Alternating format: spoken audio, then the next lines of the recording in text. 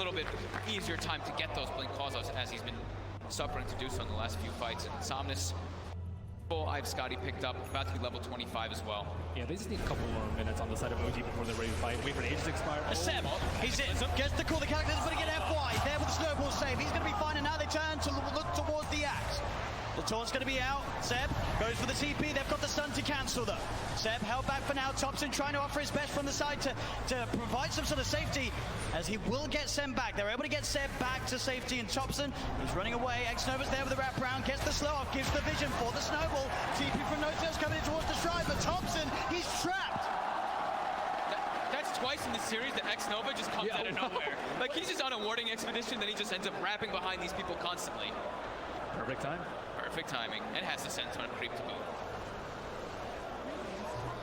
And look at these deep wards that he's placed during that time that he was running around doing so. He now has full vision of OG. Yeah, he sees Ana farming these Ancients right now. Oh, Ana. FY just giving so much information for the team. He's got eyes on him. Get the punch on the wrong target, but the snowball pass will catch Ana. Ana, he's in trouble. The blood bright silence connects. He's got the man to back up in a second, but can he really play his way out of this one? He cannot. Ana down for a minute and a half. Just having all this vision. Xnova throughout this whole tournament has had the best vision in every situation, even when you wouldn't expect it. They're just like, oh, they're fighting on the left side. They're not going to have vision over here. But no, Xnova always seems to have those prepared in every situation. And he has some incredible foresight to be able to have these wars that just lead to really clutch pickoffs. And Axe has not spent his money on BKB. He has the money, but he might be looking to save for buyback. We'll see if any of the buybacks do get forced out. Thompson's still dead for 15. Ideally, he doesn't buy back here. They may have to buy back on Ana. He's gone for 50 seconds. The split coming out from Chalice. He's ready to push in, look for the stun on No-Tail to hold back the Chen. As the mid-racks are exposed, PSG LGD, 40 minutes in, able to open into the base and clean out this mid lane of Rack. Still Ana holding on to that buyback. And they're going to keep going here. They really want to force this PL to come back here. Stun onto Thompson, he will blink dodge it, but another tier 3 tower falling incredibly fast. They really don't want to use it. Seb jumps in, gets the call onto FY, there's the buyback. The Cataclysm isn't enough to do anything, it isn't. PSG LGD still fighting strong. Thompson getting focused by Somnus. Seb taken down by Arme. The triple buybacks now out as Ana in trouble. He's pulled back for this one. The deafening blast onto the three of them, knocks them back, but Ana gets focused. Seb, he's in with the call. He has the control onto the morphing Somnus. Now being chased by Thompson, blinks in with the cold snap. The PLR is on top of it. They get Somnus too. As OG, they have to expend 3 buybacks, but they hold on to the top rack. Somnus now down for 2 minutes. No buyback available on this Bloodseeker. Yeah, he's 400 gold short of it. It's up in about 8 seconds. OG, they have to make so much happen here. They have to push out all their lanes. 2 of the side lanes are already gone, but I think trying to get some kills here, like on FY here, would be very ideal. I mean, look how close the Brew is at 25. I mean, So close. With that primal split cooldown. Oh, Thompson, he sees it FY. He's used the snowball, he turns with the combo FY with the self-fuels, but OG, they've surrounded him. Seb jumps in with the call, the blade mail, FY's gone. Instant buyback from FY. Still that scary, scary time for LGD. 75 seconds without Somnus. OG have the full 5-man pushing in all 3 lanes at the same time as they approach LGD's base. I don't even know if I get an edge for this team fight. The LGD are for gold, but no blood take up to 60 seconds. This could be disastrous. He's got a full BKB on Seb as well. Chalice really wants to hit level 25 before he pops that primal split. So close. Just got to be careful, Seb. Looking for that blink initiation. Chalice is stepping back. Grabs, they give him the tome. He needed like 5 experience, and they gave him the tome just to make sure that he gets it anyway. Just playing as safe as possible here. Looks like OG don't feel that the window is big enough for them to push in whilst this Bloodseeker's still dead. They'll back away. They can't count. They bought back 3 heroes. They weren't able to get any T3s, and there's no Roshan up yet. Big Daddy No-Tail's praying for a Roche right now so they can get that refresher, but it's not going to be out. And maybe we'll dodge a bullet. Radiant team back. At least they got a good amount of economy off that, right? It was up to 15k gold advantage, and they chunked it down to 7. Same thing with experience. So they did get quite a lot out of that one.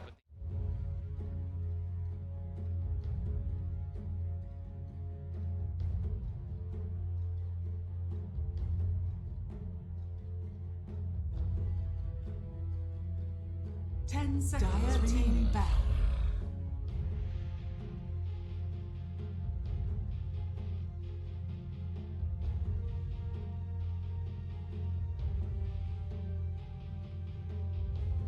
Radiant team ban.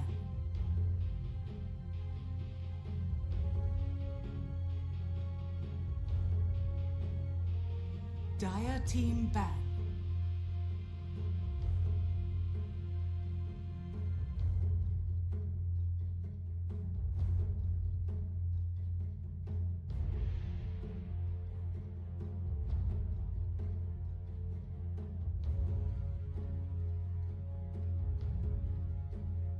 Radiant team ban.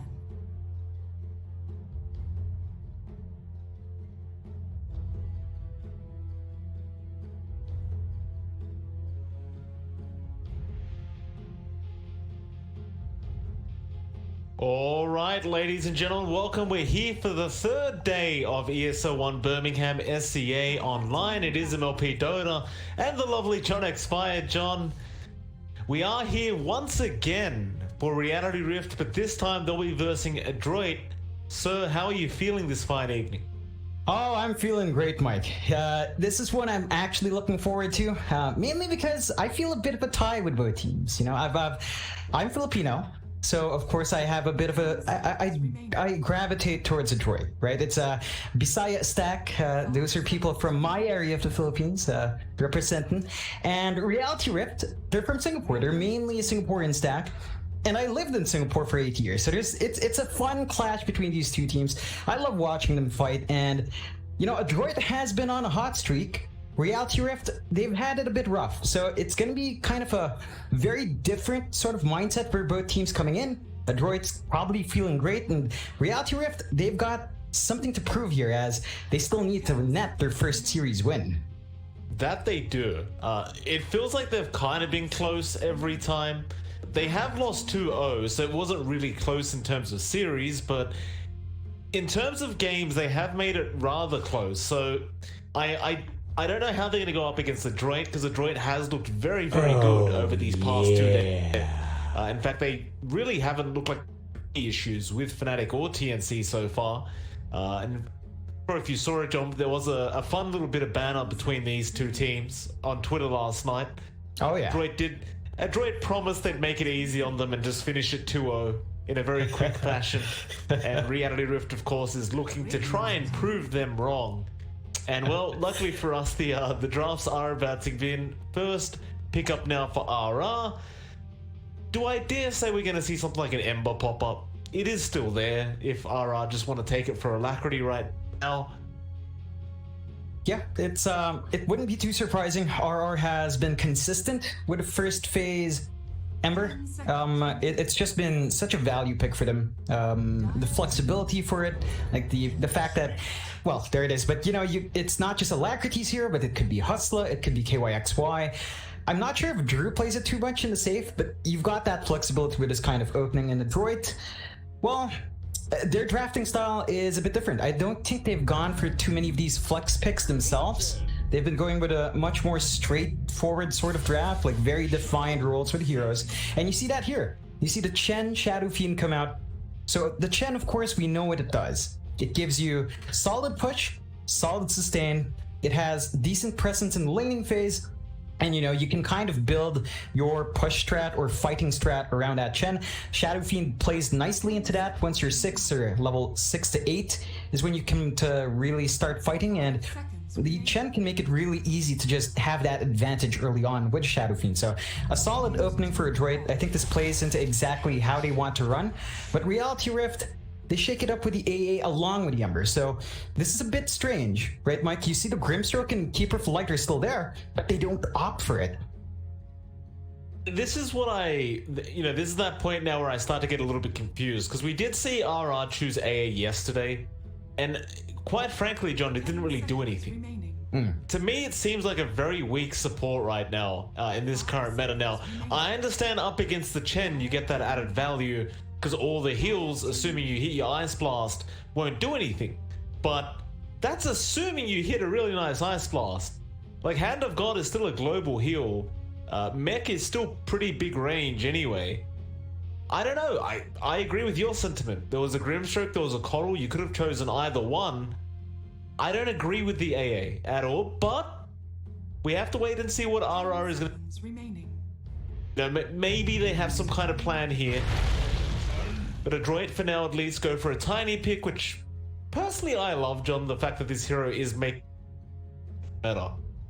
Yeah, it's a super solid 4 to have. Yeah, it just gives you, it still has that great repositioning spell. It has great burst. It comes online really quick. As a 4, you don't need too much investment. Tendency is the Blink Dagger as well. But, you know, we've seen the Shakers come out. This also fits Adroit's playstyle quite well. They're more than likely giving that to Boomy, of course. We've seen him play Fantastic Tinies before. I think this ties into the aggression they want to get done early with the Shadow Fiend Chen. Right? The timings are going to be there. Reality Rift, you know, the Ember can come online fast, but the tendency we've seen is you have to wait until you're past just like 2 basic items. So sometimes we see Spirit Vessel Yules, sometimes we see Yules Maelstrom, sometimes we see the Desolator first. And having them early is nice, but it doesn't feel like a massive spike, not like when you have something like the Mechana Chen. That's just such a huge item to get. It's not that fast yet from RR in terms of tempo, and I'd like to see something faster from them. Maybe a support that has greater laning presence beyond AA. Again, the options we talked about are still there. If RR wants to keep Rift of Light Grimstroke, it's still kind of possible to fit that in.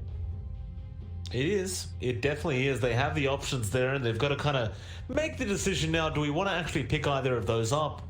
The one problem is, though, if you are going to go for the Grimstroke Keeper of the Light, you're kind of left now with 2 position 5s. As the AA doesn't do well in Pos 4, and neither does the Grimstroke or the Coddle. You can do it, it's just not great, and they're going to ignore it for now. They'll go for the Nature's Prophet, bit of a flex pick, but more than likely going to be that off-lane Prophet. I don't mind seeing this hero, I just don't know if it deals well with what Adroit's bringing out. We've seen this nearly exact draft like yesterday. I believe that was game 1 or game 2. It was actually game 2 up against Fnatic, where they had the AA Ember NP. It didn't work this time around. I mean, there's still the synergy there. You still don't see the reasoning behind the NP AA in this case, and I don't think up against this lineup this is any more efficient. So Reality Rift has to shake it up with their last 2 picks to kind of balance this out. But the response from Adroit, again, just plays into that aggression they want. Sand King in, you have a really easy way to initiate with the Tiny, even if you don't have that blink yet. So you get tossed in, you get the Burrow Strike off, you get the Epicenter off. It's a very scary lineup from Adroit, and RR, this still doesn't look like an answer to this. It doesn't. No, I don't know how they're going to really to kind of gel this draft together now for RR side, but with what Adroit's got going for them, they could really just run over this game in 20 minutes, 25 maybe. But that's just the general consensus around a Chen draft, is if you get a good start for yourself and you start taking off and taking objectives, you just run over the other team. I'm not sure if RR are going to have enough with this draft so far. You did mention, we actually did see the exact same thing yesterday. They will switch it up a little bit with the Monkey King. I don't believe they had that in that draft yesterday, so that's a bit different.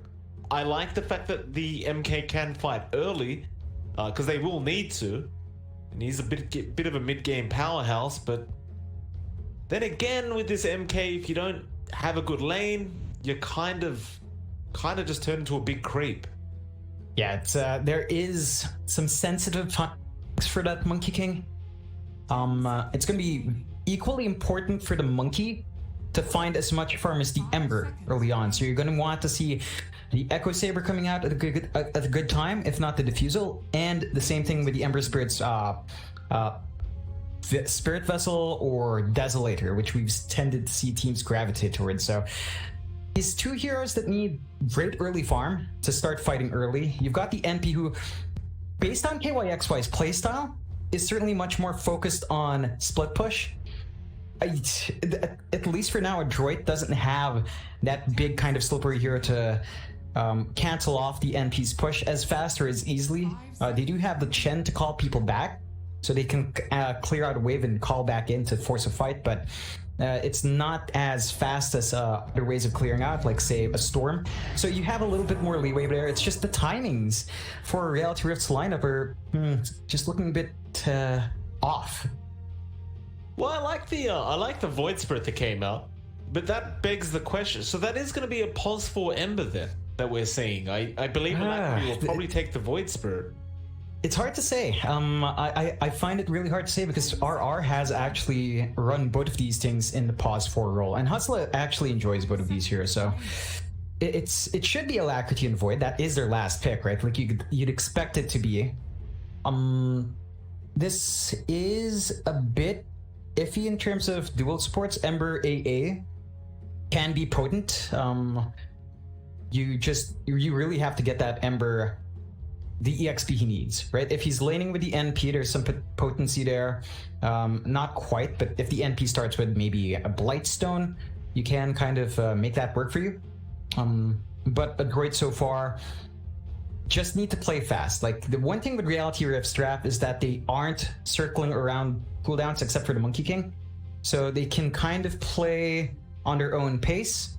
They're not tied to big teamfight ultimates, not like Adroit. They would be tied into the Shadow Fiend ult, they'd be tied into Epicenter. Even Hand of God is going to be a key timing for them. So there's a little bit of a set tempo for Adroit, but RR has a little bit more leeway. It's just they need farm.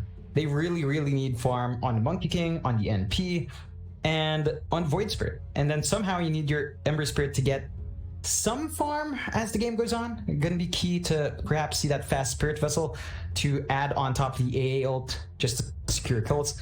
And you can make that work. It's just, it's a lot harder to get that timing compared to what Adroit has. I would have to agree. I don't know, RR, this draft, it's a bit out there. I like the fact that they're changing things up a little bit. I'll give them that, but oh, Adroit, that is a very intriguing finish to it as well. Their draft, they go for the Terrorblade pickup. I thought they may have gone for something a bit more early game orientated as well, considering they do have such a strong early to mid lineup. It's not like the Terrorblade can't be though, right? Like if Natsumi has a free game, then he can just go for an early Manta or whatever else he wants and then just start snowballing with his team. But in some weird way, I kind of feel like the Terrorblade actually gives something back to RR. Like, they haven't got the greatest magic burst for this Terrorblade, in all fairness. Most of the damage does appear to be quite physical on the side of RR. I don't know. The Terrorblade doesn't give me confidence, John, but apart from that, the rest of the draft looks very nice to me from Adroit. It should be an exciting game. That's all I can say, right? We should have a bit of fun watching this one. Oh yeah, 100%. Like Adroit's draft, I think it is starting to feel constrained. It does feel constrained by the ults. So you'll be looking at the Requiem, the Epicenter, Hand of God, and Metamorphosis. That's 4 big spells you kind of have to watch out for if you're forcing team fights. That's something Reality Rift can kind of abuse. So it's really down to who goes at the right time. Really going to be the key of EXP timings and spell use. So that's something to watch out for. I think though, if Reality Rift doesn't get a grip on Natsumi, come mid game, Terrorblade can be pretty scary. There's just so much sustain here. Like from the Chen, you're just around with the Chen. Hand of God comes out, a mech comes out, and then you have Sunder as well. Like you really need to land Nuts ult to shut down that TB. Yeah. Well, it's going to be a tough one. At least I believe for this Radiant side, but we'll find out again. This is currently the top team throughout this tournament for SEA. They are unstoppable at the moment. Them and Boom Esports, surprisingly enough, those two have really started showing their strength. And I guess this is what I've been saying for quite a while as well now. These tournaments, as bad as it is that there's a pandemic going on, during these tournaments, these teams that didn't get as much spotlight before are really showing what they've got. Like Adroit and Boom and RR and teams like that, even Geek Fam, you wouldn't hear too much about them unless there was qualifiers or a tier 2 tournament going on. But now it's like they're going to verse Fnatic and TNC and the bigger SEA teams. And as you can see by the group standings, John, those teams are on top. And Fnatic and teams like TNC, they've kind of fallen behind. Yeah, it's always teams like Adroit and Boom, I think, are the ones that stand out. But even then, you've got so many teams in the region that I feel, given enough time, can bring it to you. Like RR, of course, went to the majors to the surprise of everyone. They're a really good team. Even they can kind of falter here. And Adroit, they were a team that was very close to last majors. You know, they were very close in terms of qualifiers, and it's always nice to see more opportunities to them. It is always exciting to see these teams play. They're just much more explosive in play style as well. So it's just a pleasure to watch, and it's always fun, Mike, when you're covering, you know, a Filipino team. You're guaranteed a starting pause, absolutely guaranteed. I believe if I was reading some Twitter, I think it was Adroit that was tweeting out there was power outages going on in the Philippines today, John. Not sure if you know anything about that, but there was a slight chance we weren't going to see Adroit. Guess we should consider ourselves lucky that Adroit is here, considering there was some power outages, but yeah, we've got to have the pause. It's got to happen. Yeah, it's got to happen. And oh man, I don't know. There was some good trash talk, as you mentioned earlier. Lots of tweets. Very nice to read. It was. I'm happy, Mike. I was mentioned by Adroit. They called me out. I liked it. They promised me. Let's see, what exactly did they say? They'll make it easy for me, their fellow Pinoy. Yeah, that's what they said. I know. Lots of confidence. They're on a hot streak, but I wouldn't discount RR. No, like, he has been super consistent. His timings have always been on point. I wonder if Adroit will pressure Alacrity enough. Like, it just feels like the guy still finds what he needs every single time. You know, I remember there was a talk before about pros in Southeast Asia that haven't gone out, that are super talented, and one of the people always mentioned was Alacrity. The main issue was like a language barrier. So it's nice to see him finally gelling in a team that can really maximize him. It's just been wonderful to watch. Well, he has been fantastic, though, hasn't he? Like, every day we've seen Alacrity, he's really been performing at the top of his game. I would say he's one of the big factors as to why RR have been making all these games so close. Against teams that, again, nobody would expect that they'd even have a chance against some of the teams. But they've been very, very close to pulling off some victories here, and I would agree that Alacrity is really one of those players to watch out for in the SCA region, especially going into next year as well. Got that new league system coming up for the DPC. Oh yeah. It will really highlight players like this that can just outperform other people around him. Still though, for now, John, the pause is over, so we get to watch some SCA Dota, one of my favorites. There will already be 4 heroes down at the bot lane ready to set up for, I suppose, just to secure some bounty runes. Nobody's up top yet, though. But it seems Bok will actually go up at the to the top lane of the Sand King. There is somewhat of a potential that we may see a bit of a tri lane going on down bot from Adroit. Yeah, I don't mind that. I think what Adroit's trying to go for is to suss out their lanes first. Have the advantage here if you play musical chairs, right? You've got the Chen. We've seen this multiple times.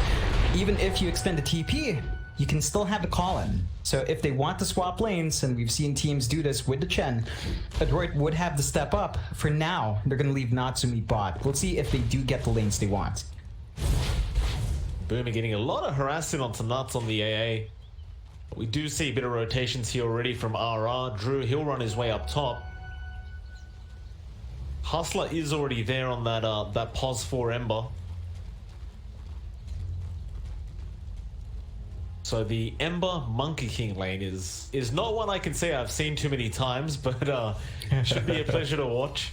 Not really sure what to expect from these two, but they're really...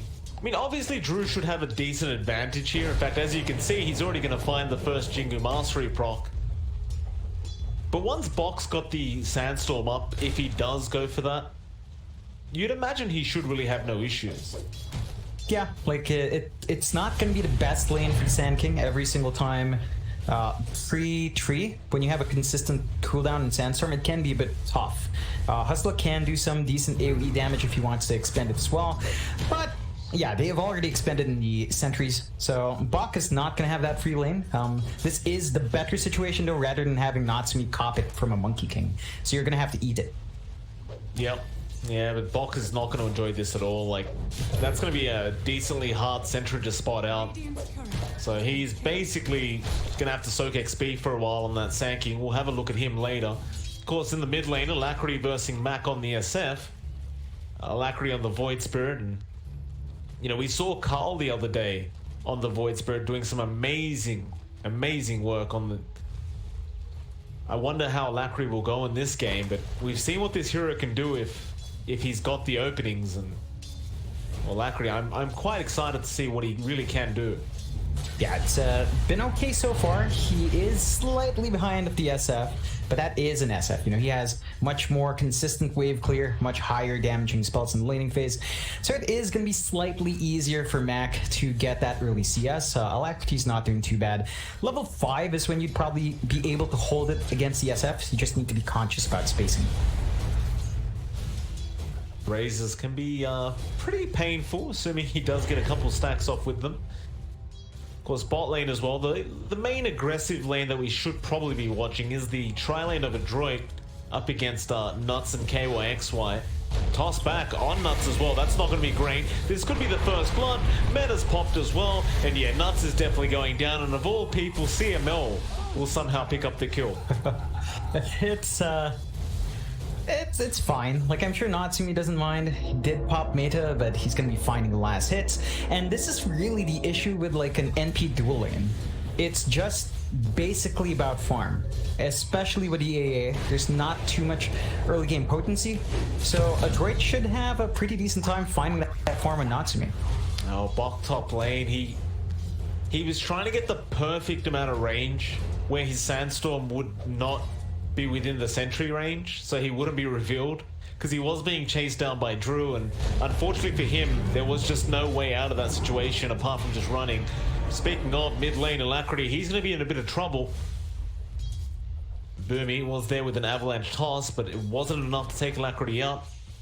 But I do believe it forced him to go for the dissimulate at level 4, but you don't mind too much if you're a Void Spirit. It's pretty standard you go for that anyway. Yeah, just a little bit more flexibility here for Alacrity. I like the investment from Adroit though. They are actually applying that pressure onto Alacrity, so Hustler has to maintain that presence here, which means the top lane is still going to be dead for their Sand King. So you already see Bok actually swapping down anyway. So they've done the lane swaps. They're going to have Natsumi up against Drew. I mean, that's fair enough. You don't want to completely sack your Sand King, right? Like, it is one of those heroes that still does want a bit of farm, especially just one of those mobility items. Like, generally, want to blink. As we can see, Bok's going to be going for a Veil, which really amplifies that magic damage he has quite a lot. And of course, allows him to escalate farm as well with Sandstorm, so can't really blame him for just wanting to secure farm in the Sand King, because it really can become a bit of a dead hero if you don't. Like, you don't want a position 4 Sand King when you had it set to be a position 3. Yeah, it's key for those key early items to be out. I like the Veil, mainly because it's not just for the Sand King, but Mac is going to enjoy that damage boost as well. So it's really important for that to come out early before the BKBs are anywhere near. And it does make it so that Natsumi might be a little bit scared whenever Metamorphosis is down. This is something Adroit has to be cautious about. Bok, Cold Feet, he will burrow strike out of it, but he was stunned up anyway. Drew, he'll continue the chase, and Bok is just so slow with that Orb of Venom from Drew, and they find him again, and now Boomy will be chased down. But Boomy has brown boots up, so he'll be fine. He'll run away. Drew is going to be feeling very happy with himself so far. 2-0 already at the 5.5 minute mark, and well, in terms of CS, he is just behind the SF. Yeah, it's been a great time for Drew. Just all the farm you could ask for a Monkey King. I'm surprised Adroit hasn't been playing with their musical lanes as much, musical chair lanes. Like, again, they've got CML on the Chen, they haven't leveled a single point in the favor to actually get that easy TP. So they're losing out on something they could have a potential advantage in if Reality Rift just keeps opting to follow them. Seems like he wanted the penitence just to really amplify that damage in the tri-lane, but it just never really ended up working out. Of course, they found nuts for the first blood, but you didn't need the penitence for that. He was just surrounded thanks to the toss coming out from the Tiny. Still, they'll have to just settle with their lane. Of course, Drew's going to be, again, more than happy with this as well, because he does get to farm up a lot on that monkey, and now he'll find Boomy. They'll slow him down a little bit. Nice cold feet as well. Avalanche will slow down Drew a little bit, but there's the balance strike coming out, and Drew again will pick up another kill on the monkey. That'll make it 3 kills for this Monkey King, and his farm is really starting to escalate though. Top lane KYXY now. Gonna sprout up and just TP away though. Great Burrow Strike from Bok. That'll mean this Nature's Prophet is definitely gonna die. But why is Bok even up here? He is still a position 3 Sand King. Yeah, bot lane's just dead. Like, you do not want to lane there anymore. Drew is just finding so much. He's finding creeps and he's finding kills. So it's a bit too much farm escalation on the monkey. I think Bok right now is just going to be hopping into the jungle, which you can do. Level 5 on Sand King, level 3 Sandstorm. Should be fairly easy to clear those camps. Issue is you'd be eating into max backup farm as well. Good lane. They do catch out Boomy though. Again, a great Avalanche and Hustler with the chains. Got unlucky there. Slide of his chains. It ended up landing on the 2 creeps next to Boomy. So, you don't get much unluckier than that if you're Hustler, and that'll mean they miss out on a very easy Tiny kill. Yeah, it's a bit of a shame, as you are having Hustler again be really active on the map. These kills help him find that EXP he needs, but overall, Reality Rift is kind of happy with the way the lanes are going. I mean, they're definitely happy with Drew. The only real lane which has been a bit harder has been Alacrity's lane. This is a particularly slow game for him. It is an SF. There's KYXY as well, though.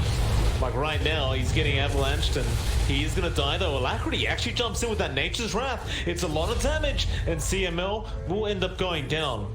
But he does get, at least a support trade. Hustler is also around the area, though bot lane Bok. I mean, he showed up down bot again, and Drew will remind him why he can't be here. It's much more painful to lose your Sand King than it is to lose the NP, so that's a favorable trade for RR. The NP can just farm anywhere, and he can farm super well because he can split push. The Sand King, you could argue, can somewhat split push. It's not the best because he doesn't have that mobility, but he can certainly shove out a wave. It's just that this is gonna hurt the timing for that Sand King a lot. Like, he switched out to the Blink instead. He just wants to play aggressive once he can perhaps get an epicenter off, but this does mean that you're not going to be amping up the damage of the rest of your team. So Mac is not going to get a boost, Boomy's not going to get a boost, and that could hurt them. Oh, Bok. Bok is in just such a rough position right now. He does get away. There was an Astral Step available on Alacrity, but he wasn't within range to really get it off, and he's still thinking about it. No, Bok should be alright now. He'll just Clarity up and let his Tranquils heal him all the way back up to full HP. Don't walk in there though, Bok. He does go for a burrow, realizing now Alacrity's around, and Alacrity will try and go for it. But Bok was more than happy to play with fire, and he will survive through it. Meanwhile, bot lane, however, Mac does take the outpost off the side of RR. They try to go for a bit of a team fight, but Mac is a bit of an intimidating target right now. Here comes Hustler as well, and Drew will show himself. They'll go after Boomy first, but now Natsumi shows up on the Terrorblade with the Requiem. They are going to wipe them out. Drew needs to run. He is worth a fair bit of gold right now. He really doesn't want to die, and he'll be fine. TP back to the fountain, but they do lose the outpost XP. Yeah, it's a good trade for Adroit. That's certainly something that they needed. It was a bit of an early switch out from Natsumi, but this does allow them to perhaps get a nice push going on bot lane. So they've kind of hit a bit of a good timing here. There's still a lot to fix, particularly with Bok, but Natsumi, at least on Terrorblade, is not having a bad time. Number 2 in net worth, not as great as Drew, but we're talking about like 100 gold difference. Oh, Alacrity, Natsumi. Whoa. Yeah, nah. That was quick. Yeah, that was very quick, and he was left behind. Like, CML was just way out of there very early on. A bit odd from Adroit. Like, he had Metamorphosis up. He had his teammates up earlier. They just kind of bailed at him when he wanted to push with Meta up. I don't blame him for trying to make the push happen, but can't do it by yourself like that. You are still very susceptible this early on to the game as a Terrorblade. Maybe just feeling a little bit invincible because he was in that meta form, but it doesn't provide any defensive capabilities, that's for sure. Mid lane, Hustler. toss, Hustler. It is a support Ember after all. Not too big of a deal, but more gold to Mac now on the SF, who is trailing just behind the Monkey King in terms of network. And they are going to try and apply some pressure now onto that tier 1 mid tower. You know, in all fairness, nobody's around to actually defend this, so they may actually just take it out. Yeah, it's a fairly quick push. The right-click damage from Mac is pretty darn good. You've got CML around as well. They do TP and Hustler. Could be a big team fight. Ice Blast comes in, Boomy. Primal Spring gonna be there, but a great use from Mac into the Requiem. Will fear them away. Nut still finds Boomy, but you do not want to lose Drew like this. He tries to run, but Mac has the Razor. Now Bok, he will go after Nuts with the Epicenter, just trying to find a kill for himself, and eventually he will find it. And they defend the tier 1 mid, but it is left on 185 HP, and they gave quite a bit away to the side of Adroit. Yeah, losing Drew is not great. He's the highest net worth, and he had a pretty big streak on him as well. So all of that going on to Mac is pretty darn big. Not the best way to get that initiation off. And RR at this point, you know, I get why they want to kind of play aggressive. I think this is not the time for it. They need to wait a little bit more, like maybe wait for better positioning there, or slump up a bit better. That was not the best initiation. It's a bit too staggered, and it did cost them. Dire's middle tower is under attack. RR smoking up. Start rotating into the jungle. They'll find Natsumi. It's a big one. Hustler needs to land a chains. He will just run it forward, and now KYXY comes in, and well, once again, it's just a very, very swift kind of kill here from RR. I really do like this from this Radiant side right now, John. Just understanding who they need to shut down, but KYXY getting caught out. They'll jump back into Alacrity. We'll try to go after CML. The Aether will connect on Mac, but that'll be it. They try to back off now. Hustler, oh, he can't even remnant out. CML was there with the stun. Oh, that is bad news. I mean, they still found a great kill, but there was no need to stick around that long. And now Alacrity will be chased down as well. He does get an Aether remnant off, does find an Illusion Rune, and Boomy will eventually just give up on the chase. Tower is under attack. Yeah, RR. I feel KYXY definitely overextended his welcome there. I'm not sure if he was trying to hide in the tree line, but he was punished for that. They lose an objective on top of just losing that fight. And Adroit, despite losing Natsumi, are still ahead. Like, Natsumi is still number 2 in terms of farm. He is, you know, not having the fastest farm we've seen the Terrorblade get, but in this game, it's pretty darn good. And there are some things you'd want to see from RR. In particular, they need a team fight. If they want to force a fight, they need to expand that Wukong's and a nice choke point, although... Nuts getting caught out. A great toss there from Boomy. Still, they will get the Ice Blast off onto the Sanking, and now with the Wukong's command, Drew doing a lot of damage onto Bok. They'll also find Boomy. And now CML being caught out here by Drew. There will be a Yules coming up from Mac with the Requiem, veering them away, and again, Drew, he's just going to melt too quick. It's always Mac just turning the team fights over and over again for the side of Adroit. And Alacrity gonna run into Mac on the river, and will realize he will have to commit actual step to socially distance himself, John. It's been some very strange times. You can't just walk in the river like that close. Oh yeah, not safe, risk of transmission, and Mac learns. It was looking good for RR for a bit. Like, they did manage to actually use that Wukong's we were looking for, but again, they're just playing into the Metamorphosis time. Oh my god.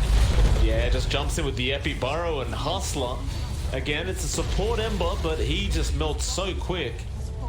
in all fairness, he doesn't have any points in Flame Guard, so it's not like he can really defend himself when that happens. Yeah, but that was a surprisingly fast blink from Bach, all things considered. Like, he went 1 to 4, 0 to 4 in lane, and still comes out here. Oh, Alacrity gets tossed up in the air. Boomy will claim a kill now on the Void Spirit and Nuts.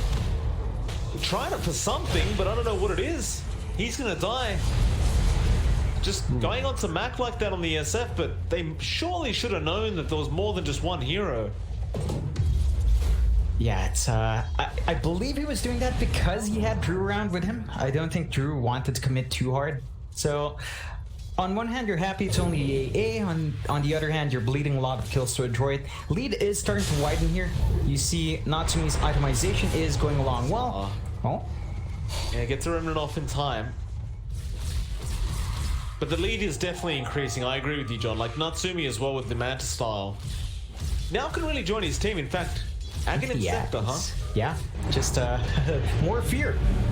Why not? Boomy, mid lane, gonna be in trouble and does go down. A good start there for RR. They can find more now with Bach, and Boundless Strike will lock him in, but again, here, he has the Requiem. He'll find it again. Drew is just a sitting duck now. He goes down. They still haven't killed off Bach. They're trying, but he's walking away. Alacrity does eventually find him, but at what cost? He will be able to Astral Step, but Nuts does not have that kind of ability, and Mac just blind raising his way to victory. I have not seen this active in an SF in a while. Very effective, very early, very active with the BOTs and the Chen creeps. I love seeing that kind of synergy. You know, you don't tend to see it too much, but when it's in action, it just allows that aggression. And we talked about this from the draft. Adroit pick a draft that just comes online super fast, can find these tilts consistently without cooldown, and KYXY? Yeah. No, well, Boomy was hiding, but now the Sprout away with the TP, he'll be fine. Nice little play there from the Nature's Prophet. I mean, he's gonna do this, right? It's the only way you make space for your team. By split pushing like this if you're KYXY. But you are very susceptible to dying. That's for sure. Yeah. Not only that, but Adroit has been shoving hard as well. Simel's at the point where he has a constant massive army. It's hard to deal with. Lacri's trying to deal with it now. Epicenter Burrow Strike straight onto Drew. There will be an Ice Blast, and that will mean CML does go down, and Drew will survive for now. Boundless Strike on Bach. They go after the Sand King and also burst him down, but now Mac, he'll come in on the SF. He has a Haste Rune. His time is over, so he'll run out of there. Will also now blink out, as he does buy his Blink Dagger, but a great team fight for the side of RR. Yeah, they find some solid kills. It's not the biggest in the world, but this is definitely something RR did need. They do still need to kind of take it slightly slower. You would want to play around Hustler once he has the Vessel up. They are giving him some space to get that done. The best thing you can hope for is for KYXY to keep doing, and we've seen him consistently do that for the NPL though. Hustler gonna get blown up top lane. Mac just, I have Requiem, I have Yules, I'm just gonna blow someone up, and that's exactly what he does. Yeah, I mean, Mac has been consistent, like, every single time. It doesn't feel like there's too much downtime on that Requiem. They're just always on the go here at Adroit. Yeah, I mean, it's a great ability, right? Like, sure, you generally don't have enough damage just straight up to burst someone down like you used to back in the day, but just that fear as well allows you to get those double raises off, and I mean, why even hold it? Just use it every time. Yeah, it's a really, really good aggression from Adroit. There are a couple of things coming out to help RR. Like, you're looking at Alacrity, he's saving up for the Ags. Not the fastest timing, but once that's up, it's a very different fight for Adroit. They've got to deal with the silence from Alacrity, and none of them are building up into the BKBs except for Mac. Beyond that, you're not going to be having that item up on, say, Natsumi, and on Bach. None of them are going to have the BKB, so it's going to be a massive spike for Alacrity once he does find that farm. They're going to try and force out bot lane again. Well, it's Boomy anyway. He'll be probably be leaving very, very soon. Speaking of Boomy though, he does now have his Blink Dagger coming out on the courier, so you've got even more to be afraid about now if you're RR, as Boomy has been pretty on point with these tossbacks, and see if RR continue to get caught out with those. It just seems so important that you don't let Nuts die before he gets a nice Ice Blast off. Because every time he has managed to get an Ice Blast on, say, Natsumi, they win the team fight. But every time he dies and has to just randomly throw one out onto whoever, it generally means Adroit's going to come out on top. Yeah, you really need to cancel those heals. I mean, CML just has too much sustain. Hand of God, Mech, a lot coming out to stop that instant damage from RR. And it's just key Nuts gets his spell off you, right? It is hard for him though. Like, there's no one else really set to stand in front. Like, no one else can initiate properly. Here's a Blade Mail, almost killing off Mac. Ice Blast barely missing. All right, well, at least Alacrity had the right idea. Meanwhile, bot lane, CML does go down on the Chen. But it's still pretty bad news if you're RR. You're desperately looking to get that Aghanim Scepter ASAP on that Void Spirit. It's going to be delayed just a little bit longer now. Yeah, it's just a bit slower. You have other things to worry about. I mean, we talked about the Blink earlier on Boomy. Guess what? Natsumi has the Ags up on the Terrorblade. So you've got the Terror Wave now, and it's just been so much control from Adroit, the back of Mac. Now even Natsumi is going to have a bit of a fear in him, and it just makes it so hard for Reality Rift to fight into any situation that Adroit forces them into. They're going to try again for that bot lane. They do have Metamorphosis, but they won't need to pop it for this. Glyph will be forced out as RR will buy themselves some time to get that mid-tier 1. And there is going to be a big smoke here from RR. Drew scouting out already. Adroit have also smoked up through the bot lane, and Drew, he just jumps into that creep wave. This could be really, really bad, as he does have a Blink Dagger. Drew getting caught out with the Burrow Strike now. Do they have the burst? They definitely do. Ice Blast will at least fly out in time, but they won't be able to really capitalize off that. That Boomy may go down, but now Natsumi commits the meta and commits the Terror Wave, and now everybody is melting. Natsumi's just killing everyone off with this Terror Blade Alacrity. He meant to go off the cliff. That's not where he wanted to be. That's going to be a 4-for-1. KYXY, the only man that did not die, and that's because he was at the bot lane farming. Yeah, this is strikingly similar to game 2 yesterday with Fnatic. Like, it was the same thing happening. The same heroes kind of falling apart, and I think it's down to the draft. A lot of this is down to that draft. Like, you can't expect to take these fights safely when none of your heroes can initiate. None of them. Look at Adroit. They've got a Sand King to jump in. They've got a Tiny to jump in. These heroes are just fine jumping in, casting one controlled spell, and dying. No one in RR can get that done. You don't want your Monkey dying fast. You don't want your Ember Spirit dying fast. You don't even want Nuts dying fast. So they need to find a way to find initiations. If not, then just find pickoffs. It's just super hard now because Adroit is much more clumped up together. They've been much more willing to force fights in bigger groups, whereas RR has been split trying to farm up. And this is costing RR. They need to kind of wait for the Ags, for sure, on Alacrity. That is so important, to give them some semblance of control, some semblance of initiation. Otherwise, Adroit is just in a very good state to take basically nearly every fight. Yeah, I mean, he's got that Axe up in about 750 gold, so it's not too far off. Boomy's changing batteries. He's using wireless peripherals, John. Yep. Hey, it's fancy, Mike. It's fancy. Ooh. I've never had one myself, believe it or not. Oh, well, this is a bit tangential, but I believe the latest wireless models are actually pretty low lat. Like, they actually are verifiably good. Like, not too much of a difference from wired, so it's pretty nice. And battery uptake is kind of annoying, though. Boomy, bot lane does find Drew now, but doesn't really get the toss off, but tosses Mac in. BKB, no Requiem available. He does have a double damage, however, and that means plenty of damage onto Drew, who just can't sustain it. You know what, John? I kind of talked about it in the draft, but this Tiny pickup is really allowing the side of Adroit to just do what they want. Now, Boomy has made so much work happen across this map. It's just it's just allowing them to really open up as a draft and just get kills just constantly. He never found a courier as well. Meanwhile, bot lane, Hustler stuck around on the Ember and does go down to Mac. Yeah, Mac is just finding every kill he can. And, I mean, he's gone 10-0 now, Mike. 10-0, 10 assists. It's been a fantastic game for Mac. And if RR could find a kill on him, that would be massive. Like, they just need to find a kill on the SF. They'd bounce back a lot of gold. You have a BKB and KYXY, so he can fight, but you're really starting to lose a lot of heroes across the map. Yeah, Nuts will go down again on the AA. It's just booming.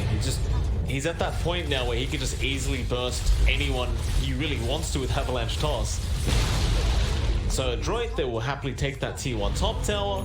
Meanwhile, Mac was looking around for that Void Spirit up a top lane, but they won't get so lucky as to find him. But they do still have an Aegis up, and they also have Meta up, so they may feel very confident to just keep pushing.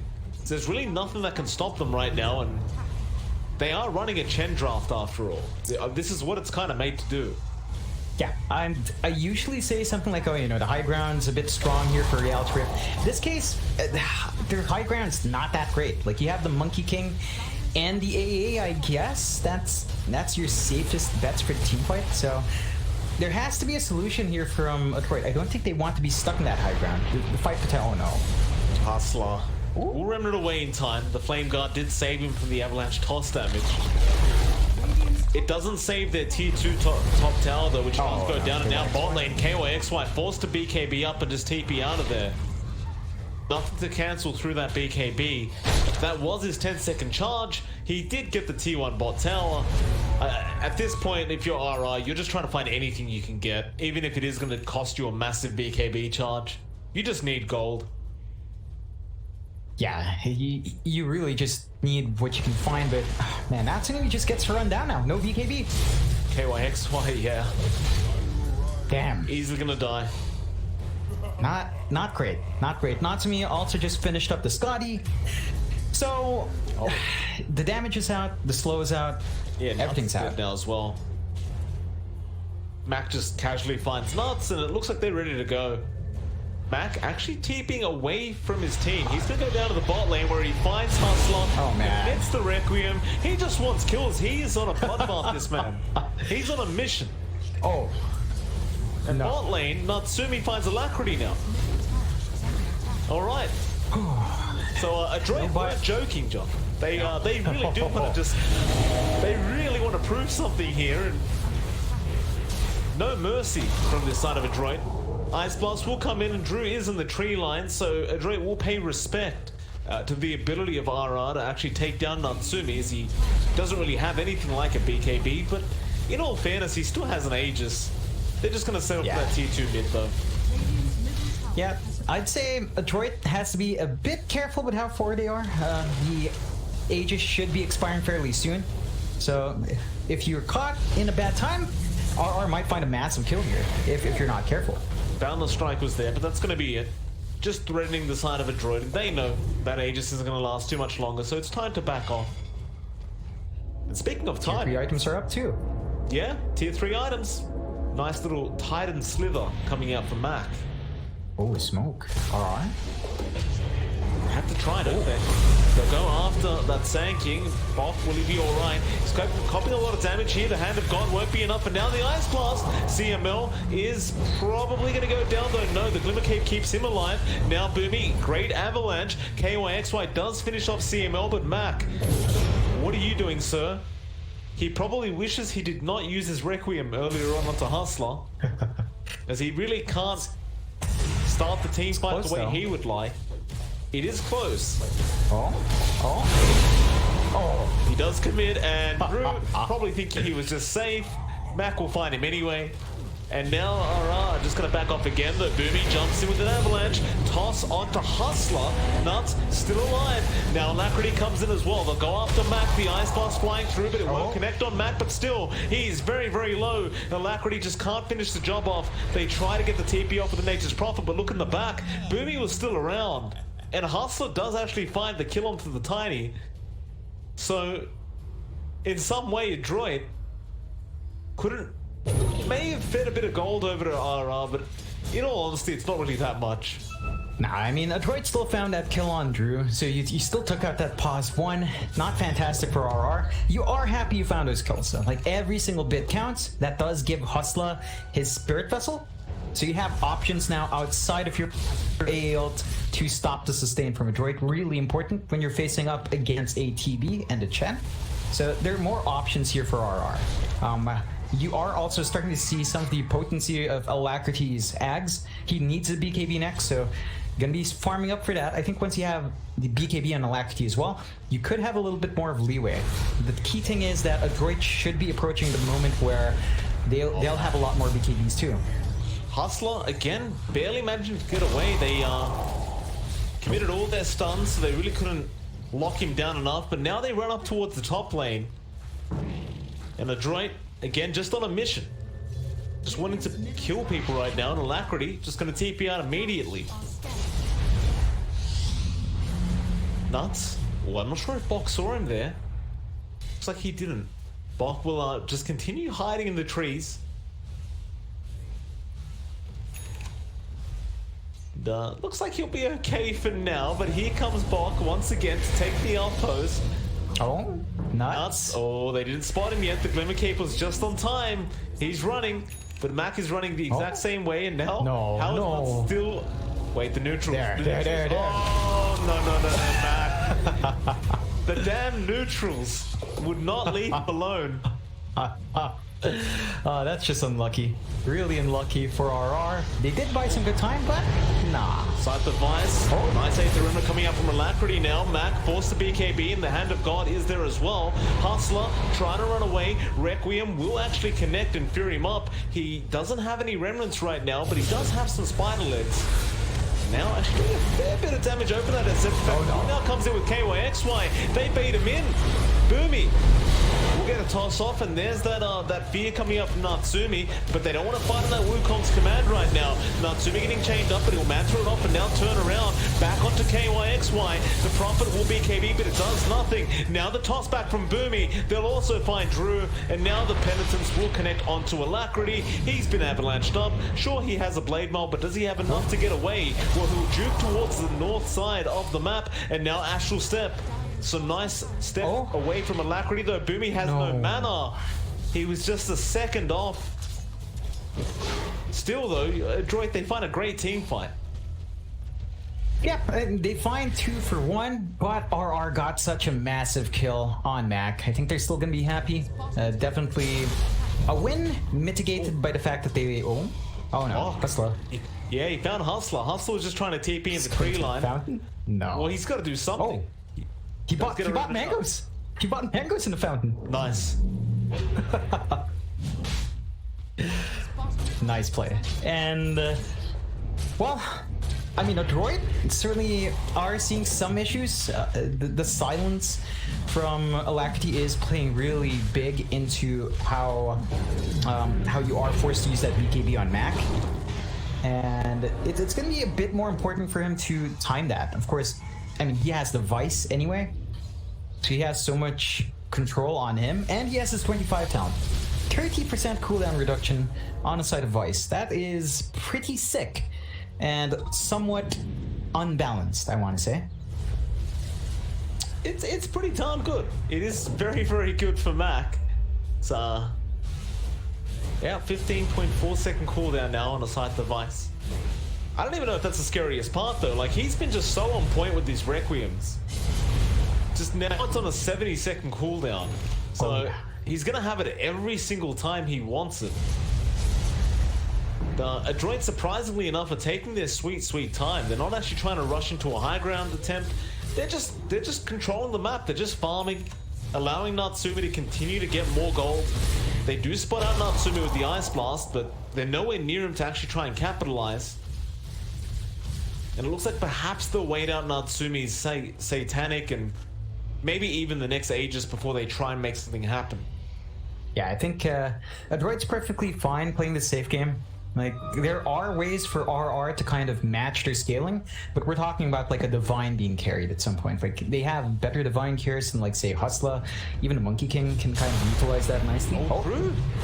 Oh Stuck no. around the tree line, I guess exactly where he was, but nobody can break the tree. Still, he throws a creep in, and now Mac is there with the Scythe of Vice. Well, BKB will be popped. Drew, he's going to try and make a run for it, but Natsumi is there with the damage. That was a great prediction out from Bok on the Sand King, just knowing exactly where the Monkey King would be after the smoke broke. That'll mean a free Roshan to the side of Adroit.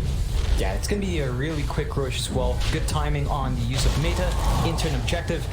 And they do scout it out. And they can maybe play Steel, but the Hustler's not that close. Yeah, I mean, you look at Mac right now, he's killing off Alacrity again.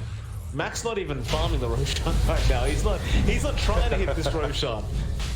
They're not even worried about RR fighting. In fact, Mac has TP'd in now, maybe looking for Nuts on the AA, who is still staying around the area. But now Bok will use Dust and catch him out. Bok will literally stand there and take the cold feet as he does get the Burrow Strike off. And Mac will follow up with the Razors. Yeah, it's RR. They're going to have to somehow pull off a really big high ground defense, although KY is fine. I mean, he pops his BKB again to go away, but I don't know, you're just starting to feel like that's not enough.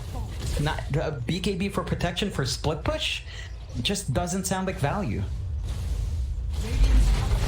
Natsumi, he doesn't have meta, but he's gonna push in that tier 3 and he does a lot of damage. He doesn't really need the meta. Just who can actually threaten his life? I kind of feel like we haven't even seen a Sunder this game. Ooh. Yeah, we haven't seen that, and Mac has the E-Blade. So shotgun on low cooldown, amp damage on Requiem. I mean, this guy is he's just wild, man. He's just, he wants everyone dead. He's been playing very, very well. Natsumi gets an Ice Blast off into the Terrorblade.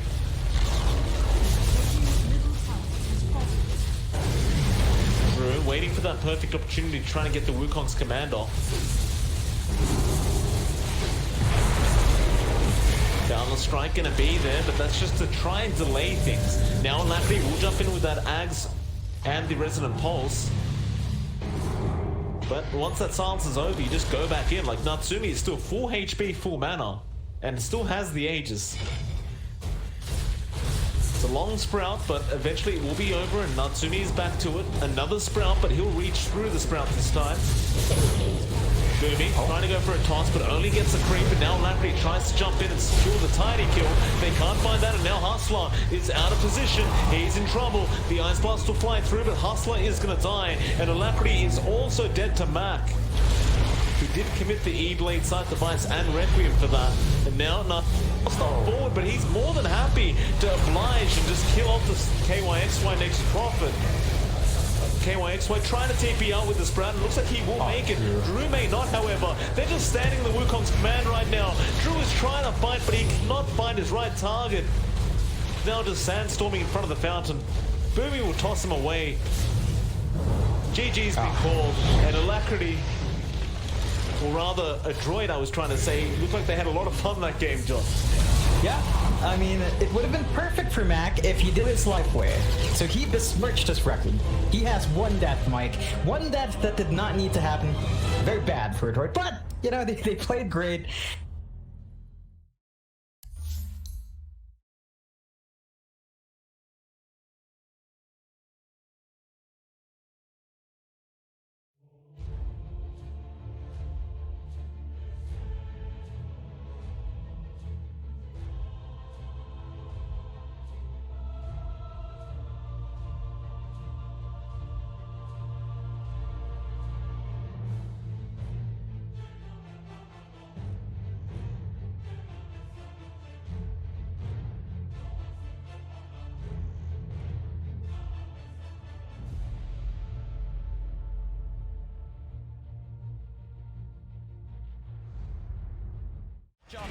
FY, he's found himself No-Tail out on his own. He's trapped him.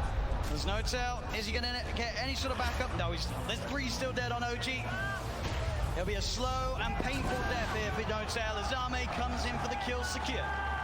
And I love the way that Chalice popped his BKB super early in that fight. He just knows, I just need to get my ulti off. And he cast it at a very safe range. He didn't wait for the last second of his BKB. He's not very greedy. And I think that's a lot of the reason why they've been winning these team fights. Seb has been struggling, still about 1,000 gold away from his BKB. I mean, yeah, this Brewmaster is a display of perfection, really. It's the highest level in the game with his Bloodseekers. And doing a ton of damage. One of the most damage in the game as an offlaner. Now has full Shiva, so even more ways. He's pretty much itemized entirely just to be like, Ana, I'm ruining your game. I've got Radiance, I've got Shivas. You're going to struggle so much in these fights as Phantom Lancer. Eric's did his best to keep Ana alive, and but Ana wasn't able to do damage because of his rupture. He wasn't that low on HP, but still can't run around. Seb. Oh, I'm just going to hit this here. Gotta be Watch careful who Jerax. shows up top. Indeed, Jerax. He's going out on his own. He doesn't expect Arme to have this invis rune. As Arme will show himself. Jerax goes across, but Somnus is there. Somnus is not messing without rupturing. No mercy. They're feeling very confident now at this point, getting these very advantageous team fights as well as getting kills on the split push too. Thompson though, will find X-Nova. Seb, and as well. Between the two of them, they'll take down the support edge. FY's going to come in though. He hasn't got anyone else with him at the moment. It is just FY, so Yes. just playing around with Seb. He has no help around at all, and he's still just making Seb's life miserable. He's just toying with him. He's just making him not be able to come back. Look, they're already starting to rotate this Brewmaster and Bloodseeker too, and FY, he's ready to look for Seb. Seb's got to get out. Oh, Seb. As indeed FY, the patience keeping that control on Seb, buying time for Chalice to come in. Ana is going to look towards the Tusk.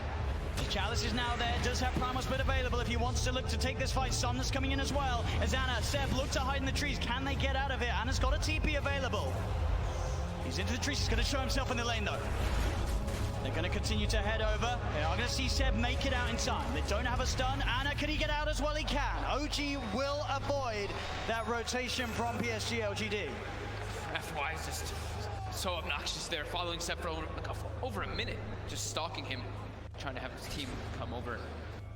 So that's about, a minute without Aegis being used for LGD. They have 2 minutes left, I would say, to capitalize on this Aegis. Oh man, looks like he is level the PL.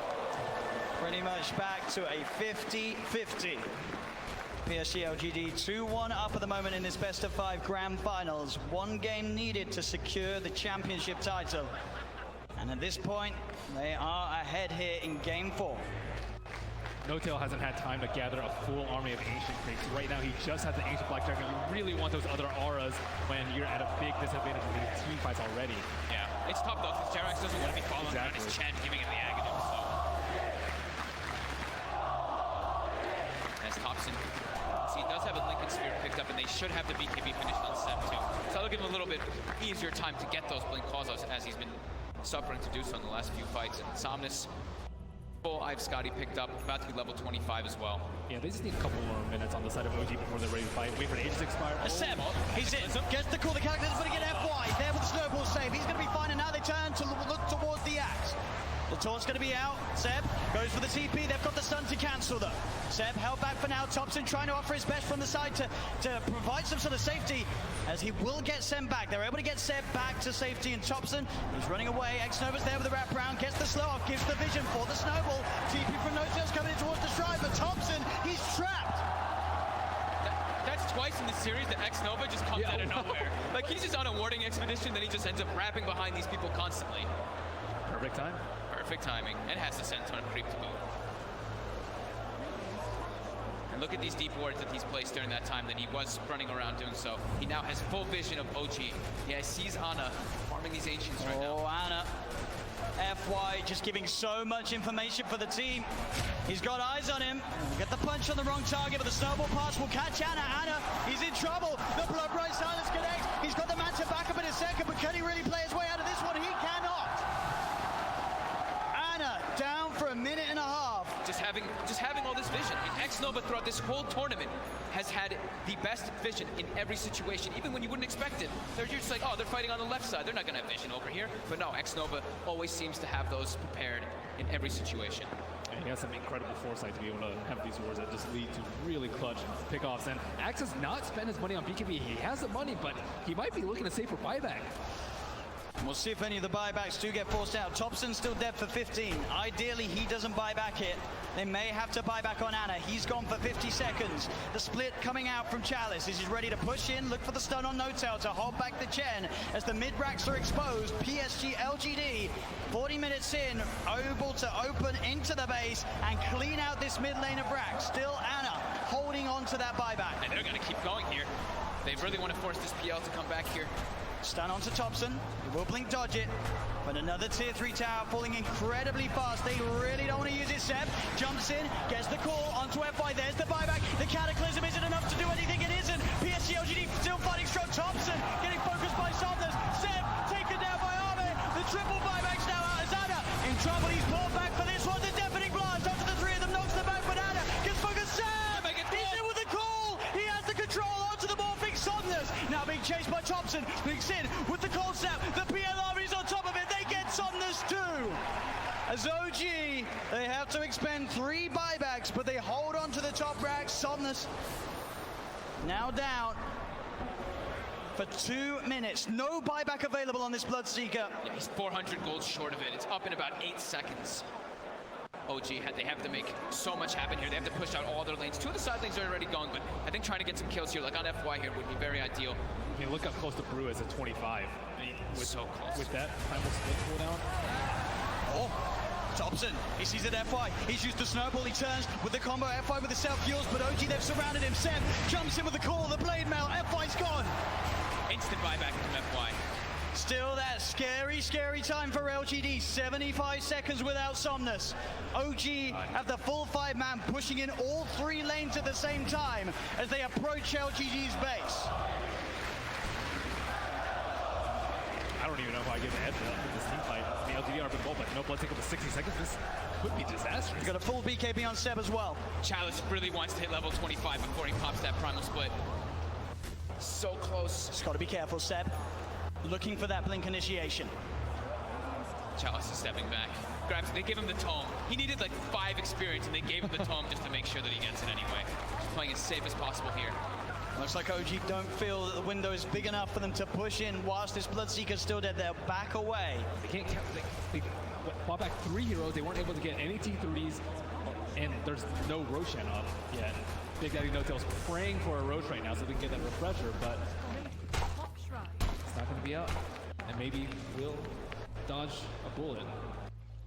At least they got a good amount of economy off that, right? Yep. It was up to a 15k gold advantage, and they chunked it down to 7. Same thing with experience. So they did get quite a lot out of that one, but they ideally wanted to get at least one of those sets of racks to get some momentum pushing in with those 3 buybacks used. Absolutely, it is this really scary moment of the game now for OG. We're about 5-6 minutes still without those buybacks available. If PSG LGD can find that one team fight, it could be the team fight to win TI in this window of time that they now have presented to themselves. Ana's gone full in for that butterfly too. As they pick up also an Aeon disc on Jeremy, so protected and DD did spawn, however, was killed. It's also pretty scary for Maybe right now. He only has a 5-second BKB, and he does a lot of damage and will get wrecked by the X-Blade Mail call if he finds it, especially with his BKB now. There's not that many ways to stop him.